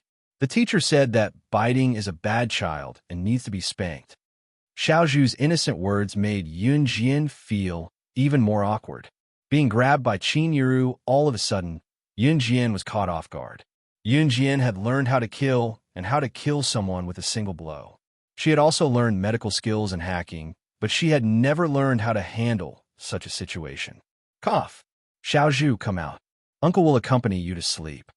Gu Junjian knew that it would be terrible if the situation continued. If Xiao Yunju said anything else, Qin Yiru would probably overthink. Therefore, Gu could only take Xiao Yunju away first. Why? Uncle Gu, Xiao Zhu won't leave. If Xiao Zhu leaves, what will happen if Si Igij bullies Jie? Xiao Yunju pouted and frowned. His expression was uglier than anyone else's. It was as if Si had really bullied Yun Jian. With your mother here, your Si Igij won't bully your Jie.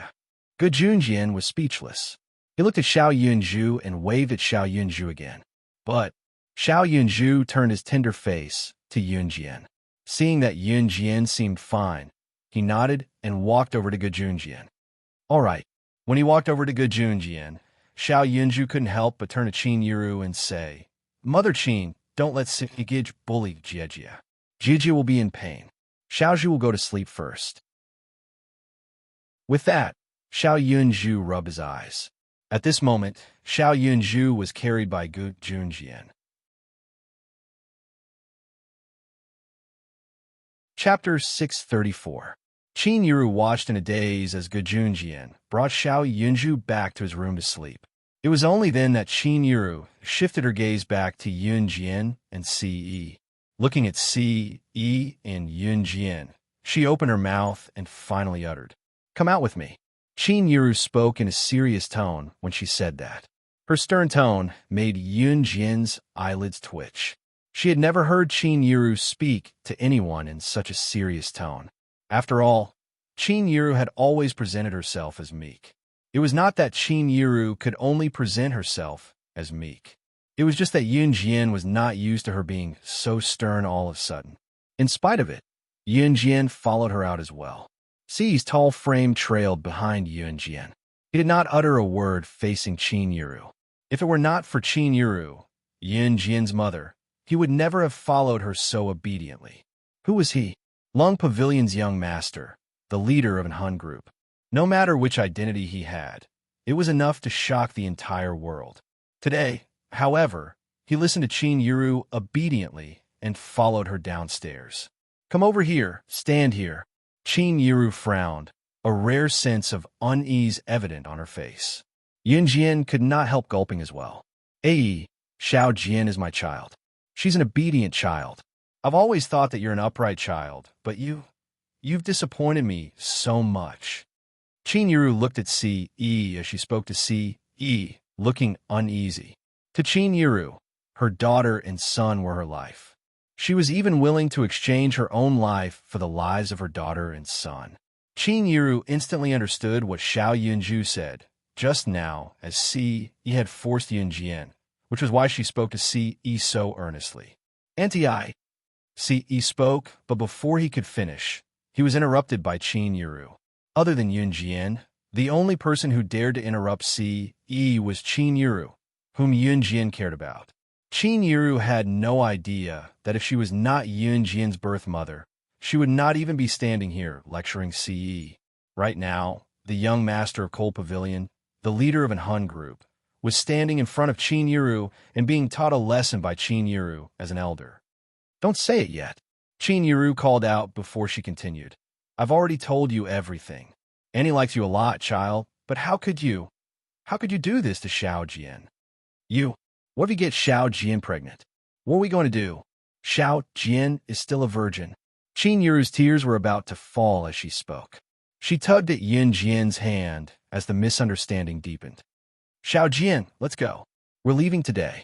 We can't stay in this house anymore. I'll take you away. Chinyiru thought that Yun Jian had been eaten by Ce.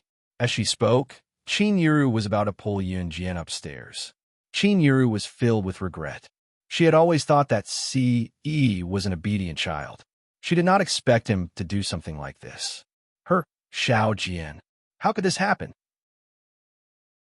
Chinyiru felt deeply moved, like she was living under someone else's roof. She hated herself.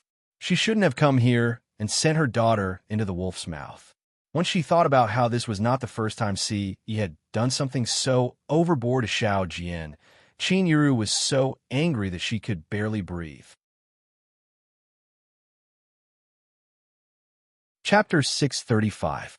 Chinyiru thought that Xiao Jian was being forced and was not willing, so she had the urge to run away with her daughter when it came to Ce. Mom! Yunjian was shocked by Chinyiru's emotional outburst as well. To Yunjian, Chinyiru had always been an amiable person. She did not expect Chinyiru to go this far for her.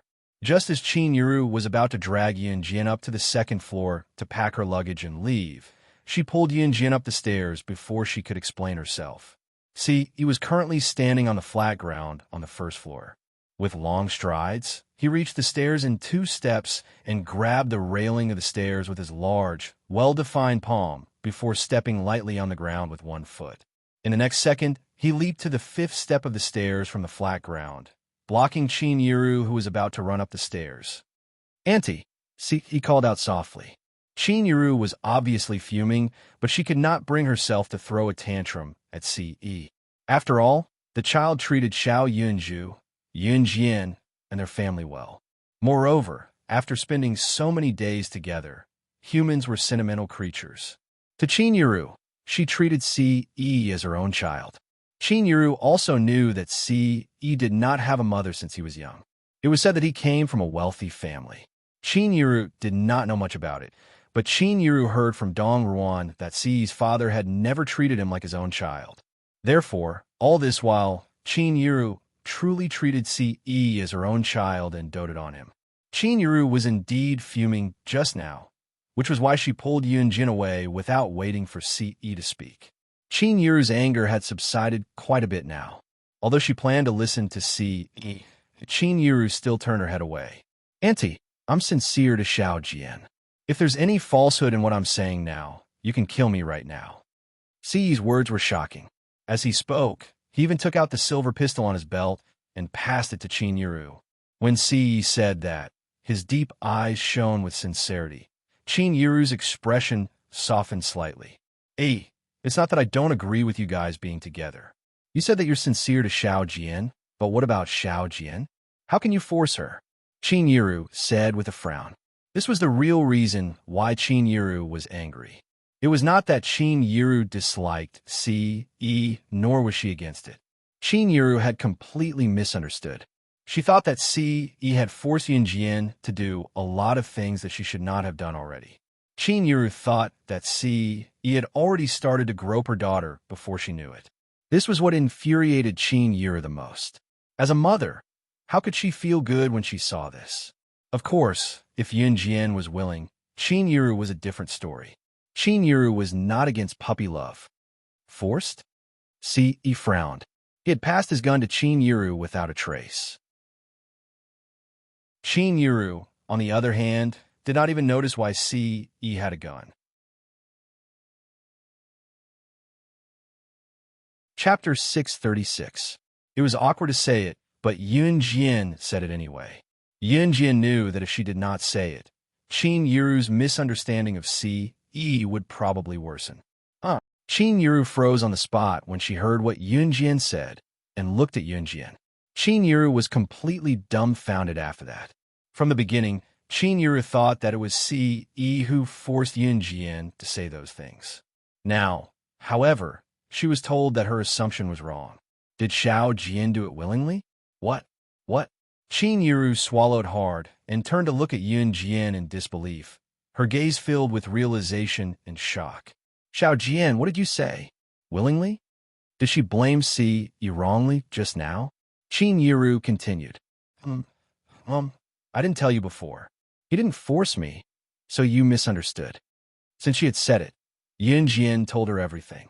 This. Qin Yuru widened her eyes in shock after she heard what Yun Jian said. Her daughter had been with Yi for so long, right under her nose? I think I came out at the wrong time. While Qin Yuru was at a loss for words from her shock, Yun Jian's voice came from the staircase on the second floor. Qin Yuru was feeling awkward as well. After all, she had misunderstood Yi. Yun Jian's appearance eased Qin Yuru's awkwardness a little. Is Xiao Zhu asleep? Qin Yuru changed the topic immediately. He's already asleep. Xiao Zhu's a good boy, Yun Jian said, and came down the stairs. Taking in the atmosphere, Yun Jian asked with a faint smile, "How's it going?" If Yun Jian were to ask his impression of Yi, he had a good impression of Yi. With Yun Jian's question, he brought the topic back to the original topic. Qin Yuru coughed awkwardly and turned her gaze to Yi and Yun Jian again. She did not notice what she was holding, Yi's silver pistol. Yun Jian was shocked when he saw the gun as well. He took the silver pistol from Qin Yuru's hand without a trace. Then, Yun Jian draped his arm over Qin Yuru's shoulder.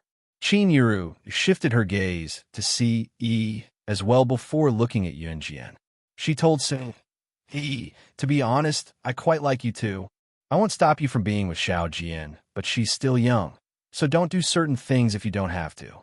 Qin Yuru was ashamed of herself toward the end. Of course, it was fine as long as everyone understood what she meant. Yi grabbed Yun Jian's hand and promised in front of Qin Yuru, I'll protect Xiao Jian with my life. She's my everything now, and she'll be my future. Although Yi did not make any earth-shattering vow in front of Qin Yuru, his words were heartwarming, like a quiet stream that flowed warmly and gave people a comforting sense of trust. Forget it. We're getting old. Think about your matters yourselves. I won't interfere. Qin Yuru was not an old-fashioned person, so she let it go. Chapter 637. Qin Yuru had actually gotten married and pregnant at an early age. Qin Yuru had dropped out of high school and disregarded Dong Ruan's advice, following Zhang Meihua's arrangement to marry Yun Gang. Qin Yuru regretted it a little after they got married, but she had always chosen to believe in Yun Gang, believing that he would treat her well. What she did not expect was that Yun Gang loved to gamble. Not only did he frequently go to the casino to gamble, he even stole money from home and became worse each time. It broke Qin Yuru's heart, but it did not directly cause the marriage to fail. What really caused the marriage to end was that Yun Gang cheated on her. Qin Yuru could not believe it at first. She actually trusted Yun Gang, but she did not expect Yun Gang to really have a mistress behind her back. It was only when the mistress came to her that Qin Yuru realized her mistake. She should have divorced Yun Gang a long time ago, but she did not. Qin Yuru's mother-in-law, Lu Lanhua, even lectured her in front of her, saying, "Which man doesn't cheat?" At that moment, Qin Yuru was truly enraged, but she was a timid person. She still divorced Yun Gang with Xiao Jian's help. After going through such a complicated marriage that dragged her down for half her life, Qin Yiru finally saw through it. At the same time, Qin Yiru was determined not to stop her Xiao Jian if she could find someone she liked. When she found out that the person was C.E., Qin Yiru was quite fond of him too. C.E. was handsome, but that was secondary. Most importantly, he had a good character.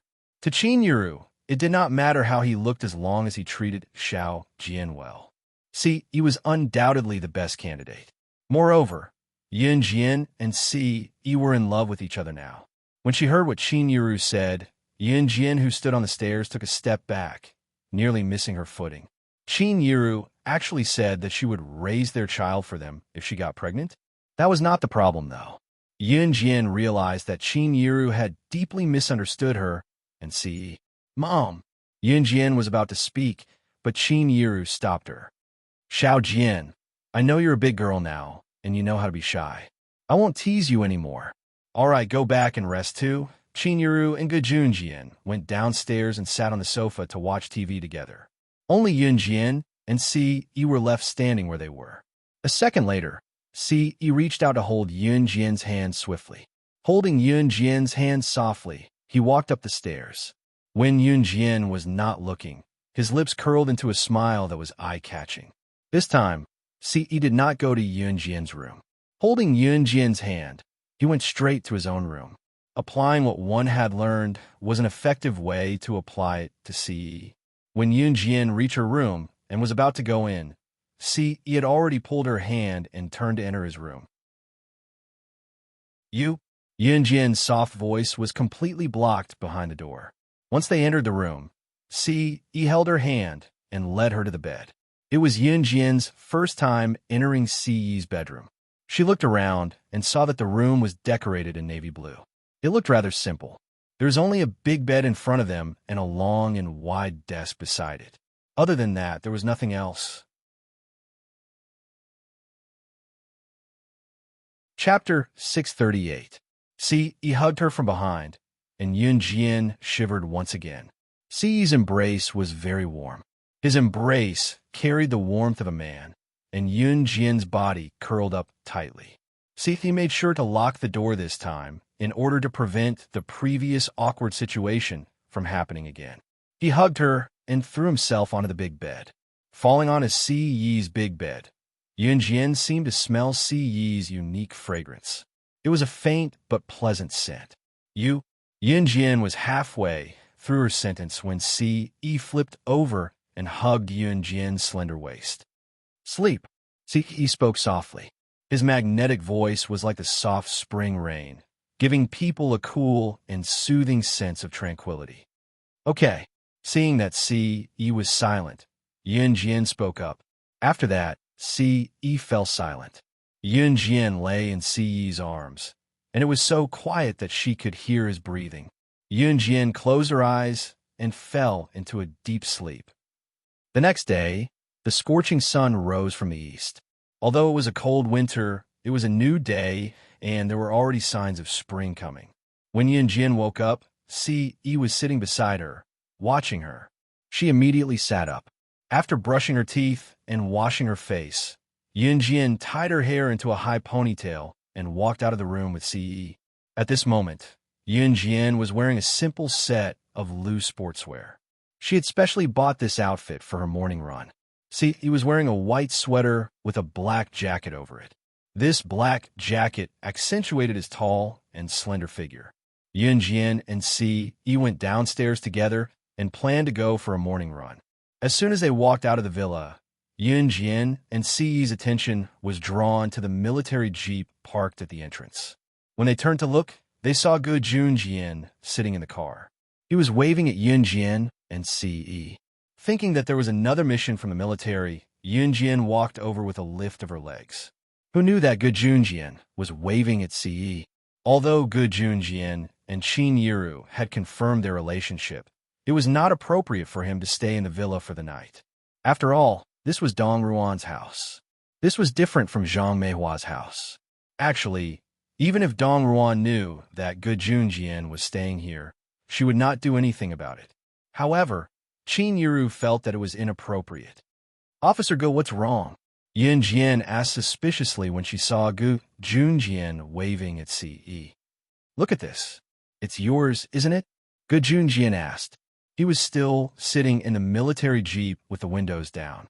Gu Junjian took out Ce's silver pistol and told Ce. Ce reached out to take the silver pistol from Gu Junjian. "Hey, why did you give a gun to Yiru yesterday? Weren't you afraid that it would go off accidentally? Also, we don't allow guns here. You better hide it well. Don't let anyone see it." After Gu Junjian said that to Ce, he laughed heartily and honked the car horn. He then drove off after saying goodbye. He was here to return Ce's pistol.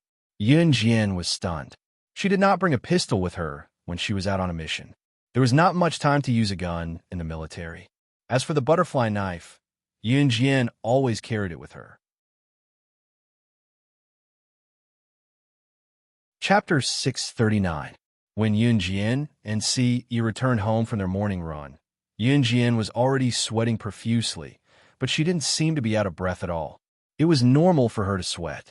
Ce's physical fitness was obviously much better than Yun Jian's. After he finished his run, there were only a few drops of sweat on his forehead. There was no trace of his morning run at all. It was time for breakfast when they arrived home. Gu Junjian, who had gone to the army, was also sitting at the big dining table. There were several bowls of porridge on the table. Other than Yunyi's portion, everyone had a portion. There was also a small bowl of pickled mustard beside each bowl of porridge. Yun Jian was already hungry, so she walked over with Ce. "Xiaozhu, are you done? We can eat now." Qin Yuru shouted towards the bathroom.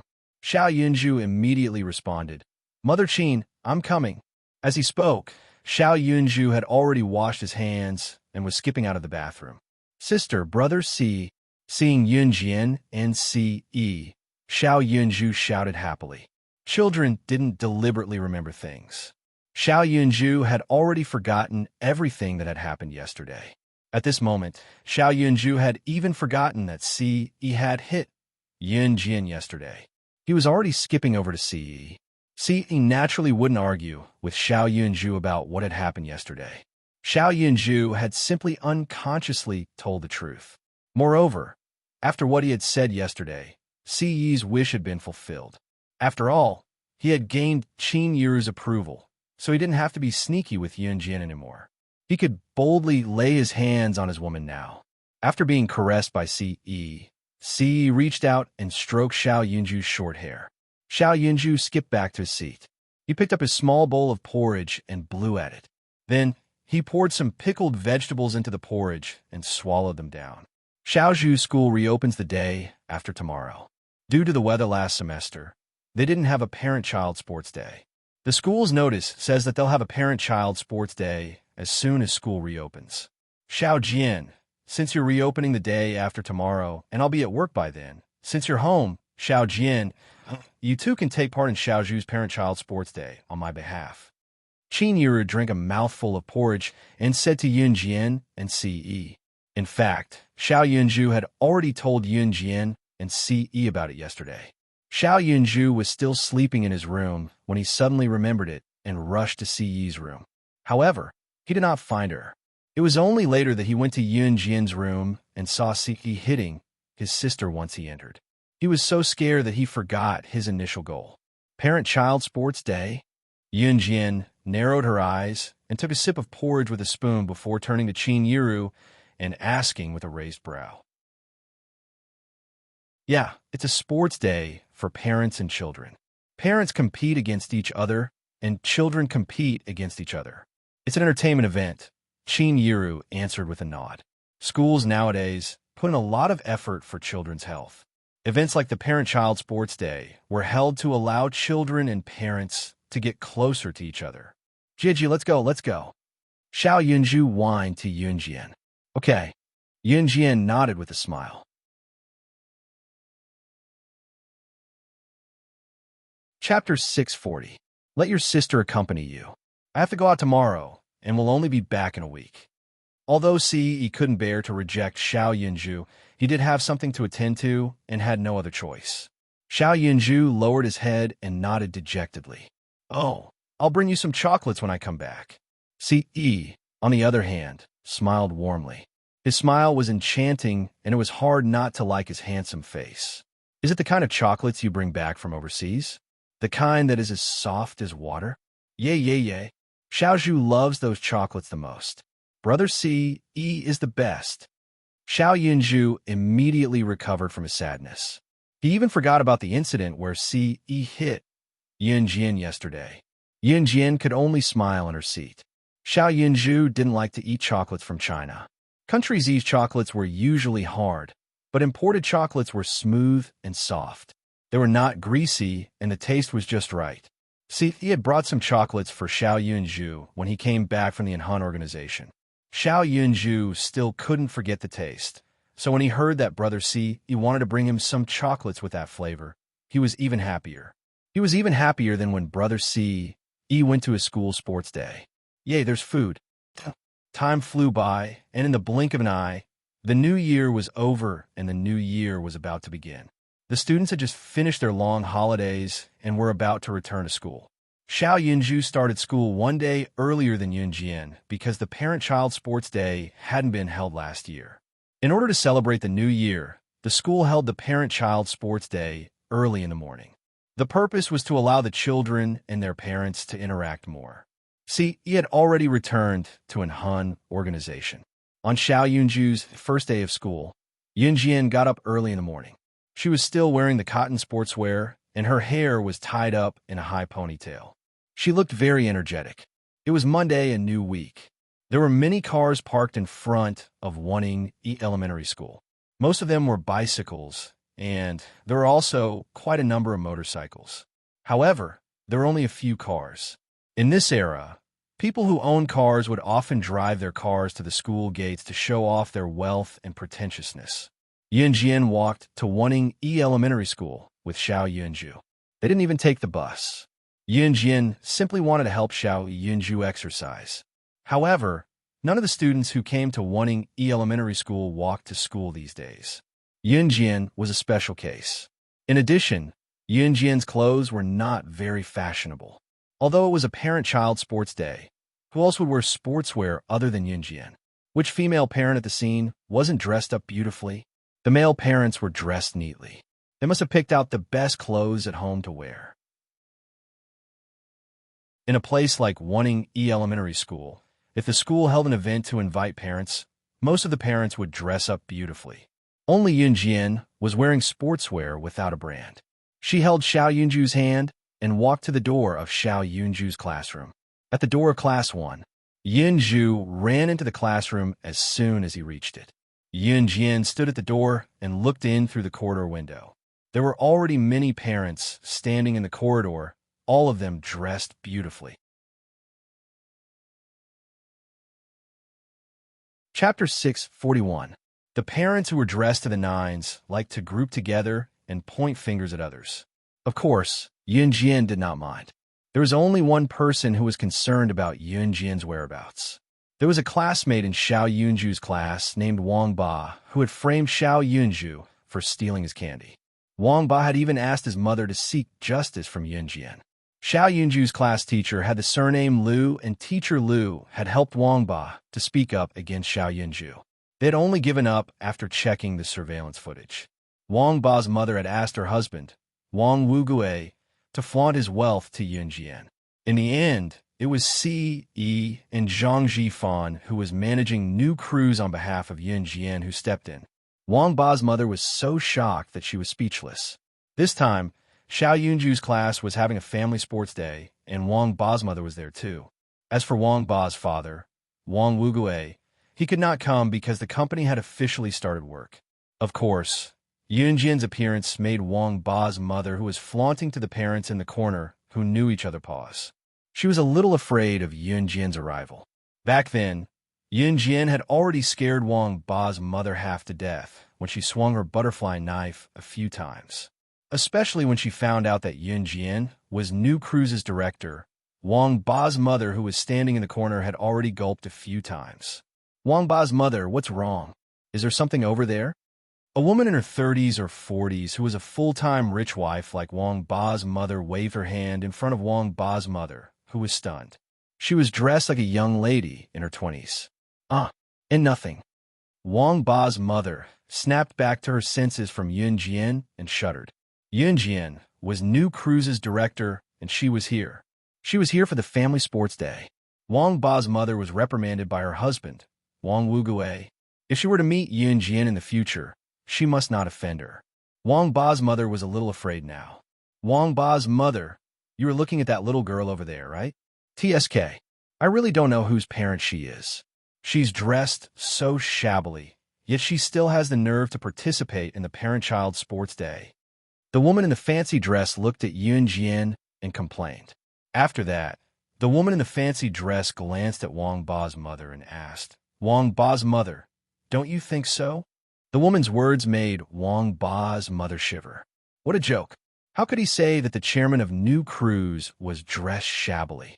If she didn't know Yun Jian's identity, Wang Ba's mother would have agreed with the woman in the fancy dress. But now, she didn't dare to say anything. I'm going to the toilet. You guys talk. Wang Ba's mother found an excuse and hurried to the toilet. Coincidentally, she also avoided the topic. Really, you don't know what's good for you. Do you think you're so powerful? A woman in a fancy dress sneered as she walked towards Wang Ba's mother. By then, Wang Ba's mother had already left. The woman in the fancy dress was called Ding Yin. She was the mother of one of Xiao Yunju's female classmates. At the same time, she was a stay-at-home wife like Wang Ba's mother. Chapter 642. A female parent like Ding Yin, who was dressed to the nines, naturally had to chat with other parents. Even without Wang Ba's mother, she could still find new companions and chat with them with similar interests. Yun Jian was standing by the corridor outside Xiao Yunju's classroom window. She watched as Xiao Yunju sat neatly in the front row and listened to their homeroom teacher, Miss Liu. The new year had just started, so the homeroom teacher naturally had a lot to say. This meant that the parents present would have to wait for a while. It was already 8 in the morning when Yun Jian brought Xiao Yunju to the classroom. It was 8:30 now. The teacher spoke for half an hour about the things to take note of when school reopens, including the collection of winter vacation homework. Xiao Yunju was well-behaved throughout the winter vacation. He had already completed his homework, so he was rather confident when the teacher collected his homework. After collecting the homework, the teacher spoke a little more about school reopening before she stood on the podium in Xiao Yunju's classroom and announced the official start of the parent-child sports day. Xiao Yunju and the rest of his classmates cheered excitedly when they heard the announcement. For a moment, cheers like "yay, yay, yay," and "that's great" filled the entire building. Waningi Elementary School was a school that placed emphasis on the students' physical health. The school placed more emphasis on the interaction between parents and children. Therefore, the school often held activities like the parent-child sports day. Now, may the parents standing at the door please enter the classroom. I'll talk about the rules of the sports day. Miss Liu opened the classroom door and shouted at the parents in the corridor. Hearing the teacher's words, the parents in the corridor entered the classroom one after another and stood beside their children's seats. Once the parents entered the classroom immediately became noisy. The homeroom teacher, Miss Liu, stood on the podium and slammed the table as she shouted, "Quiet, quiet down, and listen to me." As soon as she finished speaking, she saw a familiar figure. Yun Jian walked in from outside the classroom. She walked straight to Xiao Yunju's seat and stood not far from the podium. Looking at Yun Jian, teacher Liu couldn't help but recall how she had misunderstood Yunju and helped Wang Ba to scold Yunju. Later, he even went to Yunju's sister, Yun Jian, to badmouth Yunju. In the end, the misunderstanding was cleared up. It turned out that Wang Ba had bullied Yunju, and the way Yun Jian swung the butterfly knife in front of him. At the thought of this, teacher Liu couldn't help but tremble. She actually came to. "Sister," Xiao Yunju shouted happily when he saw Yun Jian walking into the classroom. Then, he obediently folded his hands and placed them neatly on the desk as he watched the teacher speak. "Hee hee. You're Yunju's sister? Hello, big sister. You're so pretty. Sitting next to Yunju was a pretty little girl who looked like a doll. She praised Yunjian when she saw her and giggled at the same time. Thank you, you're pretty too. Yunjian nodded slightly. Big sister, I'm Yunju's desk mate. My name is Duanli. Everyone calls me Chestnut. You can call me Chestnut too. Nice to meet you. The girl who called herself Duanli introduced herself to Yunjian politely.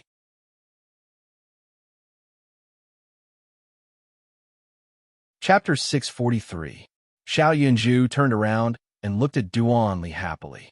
Of course, after that, no one spoke because Teacher Lu, who was standing on the podium, had already started speaking. The competition will start at 9 o'clock sharp. I took a look at the students in our class. Basically, most of their parents have already arrived.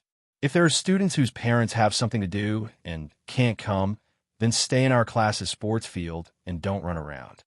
Teacher Lu had already started speaking. After pausing for a moment, she continued, only the first and second grade children will be participating in this sports meet. There are a total of 10 classes, and when the ranking comes out, it will be the total score of the first and second grades. This time, the parent-child sports meet will be ranked according to the score of each class. Of course, we'll also select the 3 students and their parents with the highest scores from the first and second grades. We'll also select the first, second, and third grades. When the time comes, we'll award the students with a certificate. Of course, it's more difficult to win among the students in the second grade, so we'll just have to try our best. Teacher Lu stood on the podium and arranged all the events and rules of the competition. The sports meet held by Wanning Elementary School was not targeted at the entire school. The third graders, including the third graders and above, were rather old. Therefore, the third, fourth, fifth, and sixth graders would have other sports meets. Since Wanning Elementary School had better settings, it was dangerous for the first and second graders to participate in sports meets without their parents. With that in mind, the school purposely held a sports meet. In other words, the parents and children would participate in the sports meet together. Actually, most of the things that Ms. Lu said on the podium were ignored by both the parents and the students. Therefore, when it was 9 p.m. and the school broadcast the sports meet march, Ms. Lu clapped her hands and signaled the students to line up at the entrance. The parents followed the students all the way to the school field. Wanning Elementary School's field was a short distance away from the school building, but if they walked from here, they would be able to walk around the surrounding buildings, so it was quite close. Wanning Elementary School's field was huge. It looked endless, but it was actually just a standard 400m track. Most schools did not have plastic tracks at this time. They had primitive gravel tracks. As for the circles around the field, they were surrounded by protruding cement stones. However, they would not trip when one stepped on them. These things were only used to allow runners to see the size of the field and where the bends began and ended. However, the running track was indeed a standard 400m track. It was measured by the people who built the track. Teacher Lu led the students to a corner of the field where the running track would not be blocked. The field was covered in grass. There was a light drizzle in the morning, so there was still some dew on the grass. Some parents saw their children about to sit on the grass, so they ran over to stop them. In their eyes, the lawn was very dirty. It had rained in the morning, so the ground was full of muddy water. Although it wasn't much, it would dirty their clothes. If her clothes got dirty, she would look even more inferior than others. Yunjian went over and plopped down beside Yunju.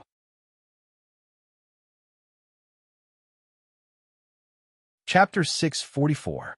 Yunjian, who was sitting on the lawn, naturally heard Ding Yin's words. She just felt strange. She didn't seem to have offended anyone, did she? Yunjian only treated Ding Yin's words as wind that went in one ear and out the other. It didn't affect her at all. Sit down, children, sit down. Teacher Lu kept shouting, but the parents were indifferent. Some parents even pulled their children to prevent them from sitting on the lawn. There were no proper stools for them to sit on, but they had to sit on the lawn. In the eyes of some parents, this was a way to lower their status. Whether it was in this era or the modern era, there was a concept of wealth. Some people made friends not for friendship, but for money. Of course, There were people who made real friends, but it wasn't common. Ding-yin was holding a little girl in a doll costume. Although the little girl's appearance wasn't bad, she was as vain as Ding-yin. Her head was full of little braids. Isn't that so? How come a school nowadays dares to accept just anyone? Standing beside Ding-yin, a woman who was also holding a little girl in her hand said to Ding-yin with a flirtatious tone. This woman was actually the same age as Ding-yin, but she looked much older. After all, Ding-yin wasn't bad-looking, but compared to Yin-jian, Ding-yin's appearance was probably a lot worse. This woman flirted with Ding-yin because she knew Ding-yin, and Ding-yin's husband was her superior. Even if it was a flirtatious tone, Ding-yin felt very good. Not long after Yin-jian and Xiao Yunju sat down, Duan-li walked over with her slender short legs. She also sat directly next to Xiao Yunju and said to Yin-jian, "Little sister, I have nowhere to go. Can I join you?" "Sure, sit down. My sister is very nice." Before Yin-jian could say anything, Xiao Yunju took the initiative to invite Duan-li to sit next to him. Children were the most enthusiastic when they played with each other. Soon, Xiao Yunju and Duan-li started chatting. Yin-jian didn't think it was a bad idea. After all, children were the best companions in terms of age. "Yunju, I really envy you. You have such a nice sister." Duan-li pouted. She held a small wooden stick in her hand and slid it on the ground. "My sister is really good to me, and so is Brother Si, Mother Qin, Uncle. They're all very, very good to me. All right, if there's a chance next time, I'll definitely let you meet my big brother Si." Xiao Yunju said happily. Sure. Duan-li let out a big grin when she heard that. Students who are not accompanied by their parents, please do not leave your sports field. Now, students who are accompanied by their parents, please follow your parents to line up here. The sports meet is about to begin. Teacher Lu stood up and clapped her hands as she spoke to the students. "Chestnut, let's go line up," Xiao Yunju said as he stood up. Yin-jian also stood up. Duan-li sat on the grass. When she heard Xiao Yunju's words, she suddenly lowered her head. At this moment, Yin-jian suddenly realized that Duan-li didn't have any parents accompanying her. "My dad, he won't come." Duan-li lowered her head. She forced herself to raise her head and said to Xiao Yunju, "You guys go. I'll be here cheering for you." Xiao Yunju was silent for 2 seconds. Although he was also a child, he could feel something. Chapter 645. What about you, Yunju? Duan-li was overjoyed, but then she thought about what would happen to Yunju if his sister went with her. "I'm a man. It's okay if I don't go." "You go. Chestnut, I'll cheer for you at the finish line." Xiao Yunju looked at Duan-li and said generously. But Duan-li's doll-like eyes were about to burst into tears. She was touched, but she didn't dare to accept it. "It's okay. Little Zhu has grown up. It's the same if I go with you." Yin-jian couldn't help but rub Duan-li's head. She had to admit that even though it was her first time meeting Duan-li, she was filled with joy. Thank you, Yunju, and thank you too, big sister." Duan-li rubbed her eyes that were about to burst into tears. She accepted the kindness happily. For Duan-li, she hadn't had any parental love since kindergarten. Her mother had passed away, and her father was an alcoholic who drank every day. She also had a 6-year-old sister who was in kindergarten. Therefore, Duan-li had been very obedient since she was young, because she had to take care of her sister. However, her father liked to beat her and her sister whenever he drank. Little Duan-li had never experienced a father's love. She was only 7 or 8 years old, but she was very obedient and took care of her sister. Sometimes, her father would beat her half to death when he was drunk. As for the school activities that required parents to come, Duan-li's father never attended, so she didn't ask for it. If it weren't for the relevant department forcing Duan-li's father to send Duan-li back to school, Duan-li wouldn't be here now. Therefore, when Xiao Yunju said that he would give his sister to her and let his sister accompany her to the competition, Duan-li was very eager, but didn't dare to accept his kindness. However, under the persuasion of Xiao Yunju and Yunjian, Duan-li accepted Yunjian's kindness. "Little Zhu, tell the teacher that I'm going to the washroom. Your sister Lan Su is nearby." I'll make a call to see if your sister Lan Su can rush over. Yin Jian suddenly remembered that Lan Su lived near Wanning E Elementary School, so she spoke to Xiao Yunju. Is Sister Lan Su nearby? Could he make in time? If Sister Lan Su comes, then you can go with Chestnut, and Sister Lan Su can go with me. In that case, both of us can take part in the sports meeting. Xiao Yunju said to Yun Jian with his round eyes. Yes. Yun Jian nodded and patted Yunju's head. She instructed Yunju and Duan Li to stay where they were and not run away while she walked towards the washroom. The reason why he went to the toilet was because he thought that if he made a phone call in the noisy sports field, the sound of the phone would probably be covered. After all, phones in this era weren't as convenient as modern phones. After making the call in the washroom and washing her hands, Yunjian came out of the washroom and saw Xiao Yunju waving at her from afar. Sister, the sports meeting is going to start soon. Is Sister Lan Su coming? Xiao Yunju asked urgently. In fact, Xiao Yunju also wanted to take part in the competition. She should take around 10 minutes to get here, Yunjian said, then added, there's still time.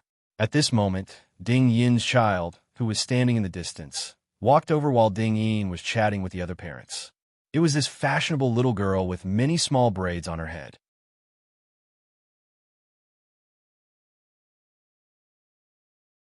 Chapter 646. The girl was Ding Yin's daughter, Tian Pei. Tian Pei was just like Ding Yin, snobbish since young.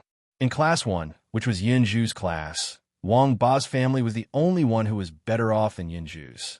Tian Pei had been taught by Ding Yin to play with the kids from rich families since she was young. Otherwise, she would not have pretty clothes to wear or pretty braids to tie. Tian Pei was scared, so she listened to her mother's words and played with the other students in her class who had good grades. Wang Ba loved to brag, so Tian Pei had been on good terms with him since young. Before Wang Ba snatched Xiao Yunju's candy, Tian Pei had been helping him bully Xiao Yunju in all sorts of ways. After Wang Ba snatched Xiao Yunju's candy, Ms. Lu went to Yun Jian to criticize Yunju. Wang Ba's mother also scolded Yunju in front of Yun Jian. In the end, they found out from the surveillance that Wang Ba had lied. After being threatened by Yun Jian, Wang Ba realized that even his mother was not helping him. Wang Ba did not know what it meant to be the chairman of new crews. Kids at his age had fewer concerns, only knowing that he was being bullied. Therefore, Wang Ba joined forces with a group of kids to mock Xiao Yunju from time to time. Tian Pei was the one who helped Wang Ba to bully Xiao Yunju. However, Xiao Yunju was not a pushover. After being scolded for a long time, Xiao Yunju did not take their words seriously. However, this time, Tian Pei came over directly to scold Yun Jian. This girl who was dressed rather prettily was speaking so blatantly to her younger brother the moment she came to her. Was she not exposing Yunju's shortcomings? Yun Jian immediately shielded Xiao Yunju and Duan Li behind her. She then glared at Tian Pei coldly and said, "Get lost." Yun Jian did not want to say a single word more to him. As the saying went, like parents, like children. Yun Jian had never been the kind of person who liked to meddle in other people's business, but she couldn't stand by and watch her people bully her brother. Yunju was her younger brother, whom she had finally found after much difficulty. He meant a lot to her, so she would not allow anyone to bully him. You shameless woman. Humph, you're the one who bullied Wang Ba. He's already told me. Just you wait. Mom and I will definitely win the competition later. When the time comes, I'll be waiting for you to cry and beg us. Tian Pei was really shocked by Yun Jian. However, Tian Pei was a little girl with a lot of guts. She came back this time purely to show off her power to Yun Jian. As soon as she finished speaking, Tian Pei was so frightened that she ran back into her mother's arms. Yun Jian just thought it was ridiculous. Sister, don't be angry. Just pretend that they don't exist. Xiao Yunju reached out and pulled Yun Jian's sleeve. Sister isn't angry. Yun Jian's mood improved slightly when she saw Xiao Yunju. Just as Xiao Yunju was obediently letting Yun Jian stroke his head, he suddenly pointed at the entrance of the field and exclaimed, "Sister, isn't that Brother Adam?" Yun Jian turned her head and saw that Adam, who was wearing a cool black top and denim pants, had also seen them and was walking over. Yunjian was a little surprised. Adam walked up to Yunjian quietly and said to Yunjian softly, "Young madam, young master asked me to come over. He can't leave right now, so he asked me to come over and listen to your instructions." See, he couldn't come over herself, so she asked Adam to come over and see if he could help. Ding Yin, who was watching from afar, watched the handsome Adam walk up to Yunjian. She was still wondering how Yunjian knew this seemingly rich Adam when another young girl rushed in from the entrance of the field. This young woman's clothes were conservative, but her hair was scattered around her head. Chapter 647. Lan Su went around Adam to stand in front of Yunjian. Lan Su was tall to begin with. She was half a head taller than Yunjian, about 1.7 meters tall. Lan Su was dressed in black from head to toe, exuding an indescribable sense of beauty. Yunjian's beauty was different from Lan Su's. Lan Su was tall with a hint of coolness, while Yunjian was delicate and delicate. If one were to compare them closely, Yunjian's beauty seemed to be a cut above Lan Su's. Lan Su stood in front of Adam, blocking his gaze to Yunjian. Adam was 1.8 meters tall. He wasn't considered short among men, but because Lan Su was rather tall, she happened to block Adam's view. Adam, who stood behind Lan Su, wondered, where did this woman come from? Adam, on the other hand, only needed to follow Yunjian's instructions. Yunjian explained to Lan Su that she was sent here to participate in the parent-child sports day. Yunjian also asked Lan Su to bring Xiao Yunju to the competition while she went with Duanli. In fact, Yunjian did not expect Adam to be sent here by C.E. Young mistress, let me take her place in Xiao Zhu's sports day. Adam stood up and said to Yunjian. He was referring to Lan Su. Adam and Imo-san had been in Longmen City for some time. When C.E. was in Longmen City, they were here as well. Adam and Imo-san knew Xiao Yunju as well. When Xiao Yunju was not in school, it was Adam and Imo-san who played with Xiao Yunju. It was hard to imagine, but it was the truth. Okay. If C.E. Gij can't join the competition, Adam, Gij can join me. Xiao Yunju was not close to Lan Su, so Xiao Yunju was on Adam's side. Yunjian thought it was a good idea.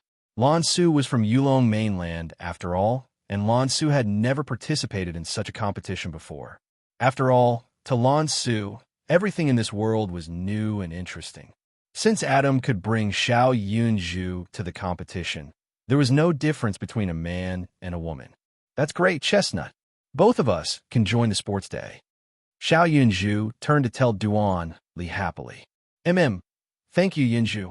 Duan Li was delighted as well. Teacher Liu, who was gathering the crowd from afar, shouted again, Yunju's parents, please bring your classmates and line up here. Our first event to toe.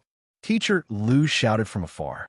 Lan Su stood in place and said to Yunjian, Yunjian, I'll wait for you here. Yunjian nodded and pulled the two lively children, Xiao Yunju and Duan Li, towards the teachers. Adam glanced at Lan Su with a squint from the side before he went to Yunjian. The first event was a competition of physical strength, commonly known as running. However, the events of the parent-child race were different. Usually, people ran straight away. The rule of the first event was that parents had to run with their children.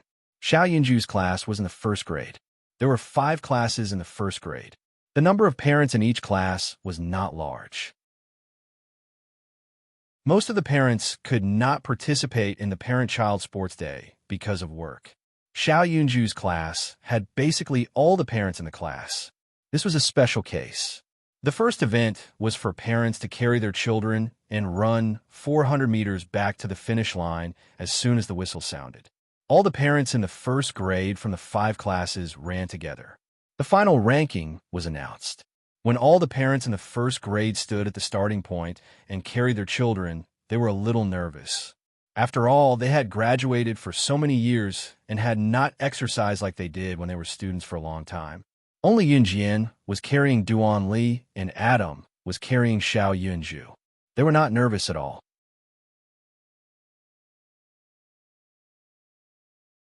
Chapter 648.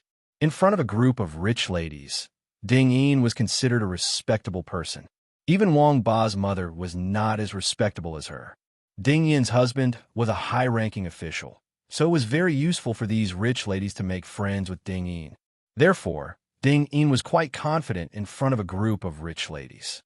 Being praised by the rich lady next to her, even a group of parents who didn't know her turned to look at Ding Yin. Ding Yin was even more confident, but she looked at Yun Jian with disdain.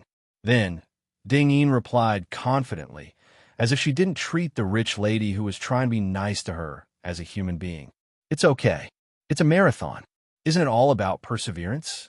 The 400-meter dash is different. It requires physical strength to sprint all the way. What Ding Yin said was true, but the way she said it made the people around her unhappy. However, no one bothered to argue with Ding Yin or talk to her again. Of course, they didn't exclude the rich lady from just now.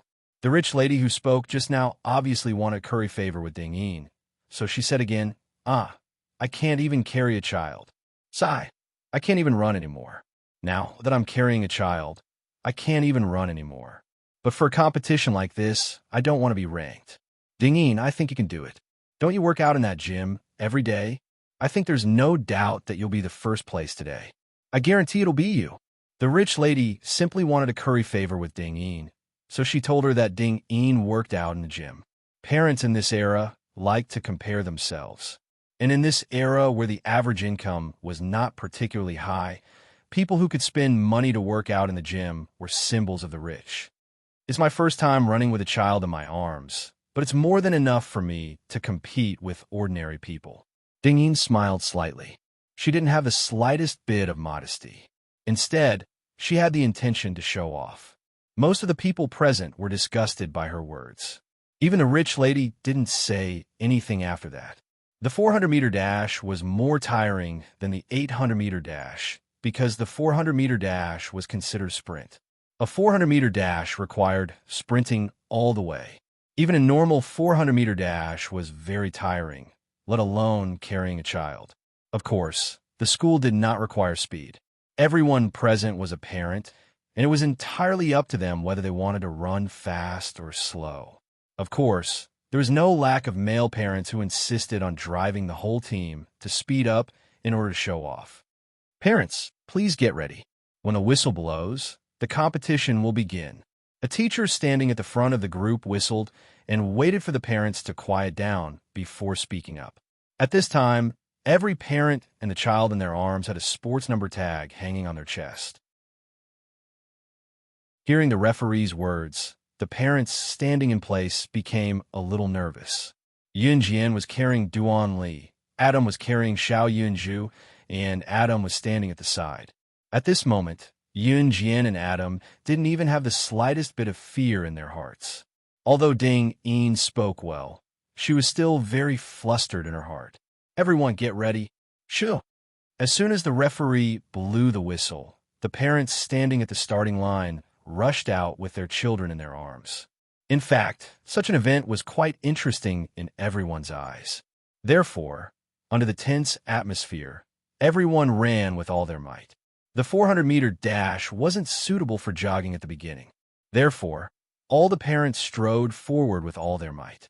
Ding Yin rushed to the front with her daughter, Tian Pei, in her arms.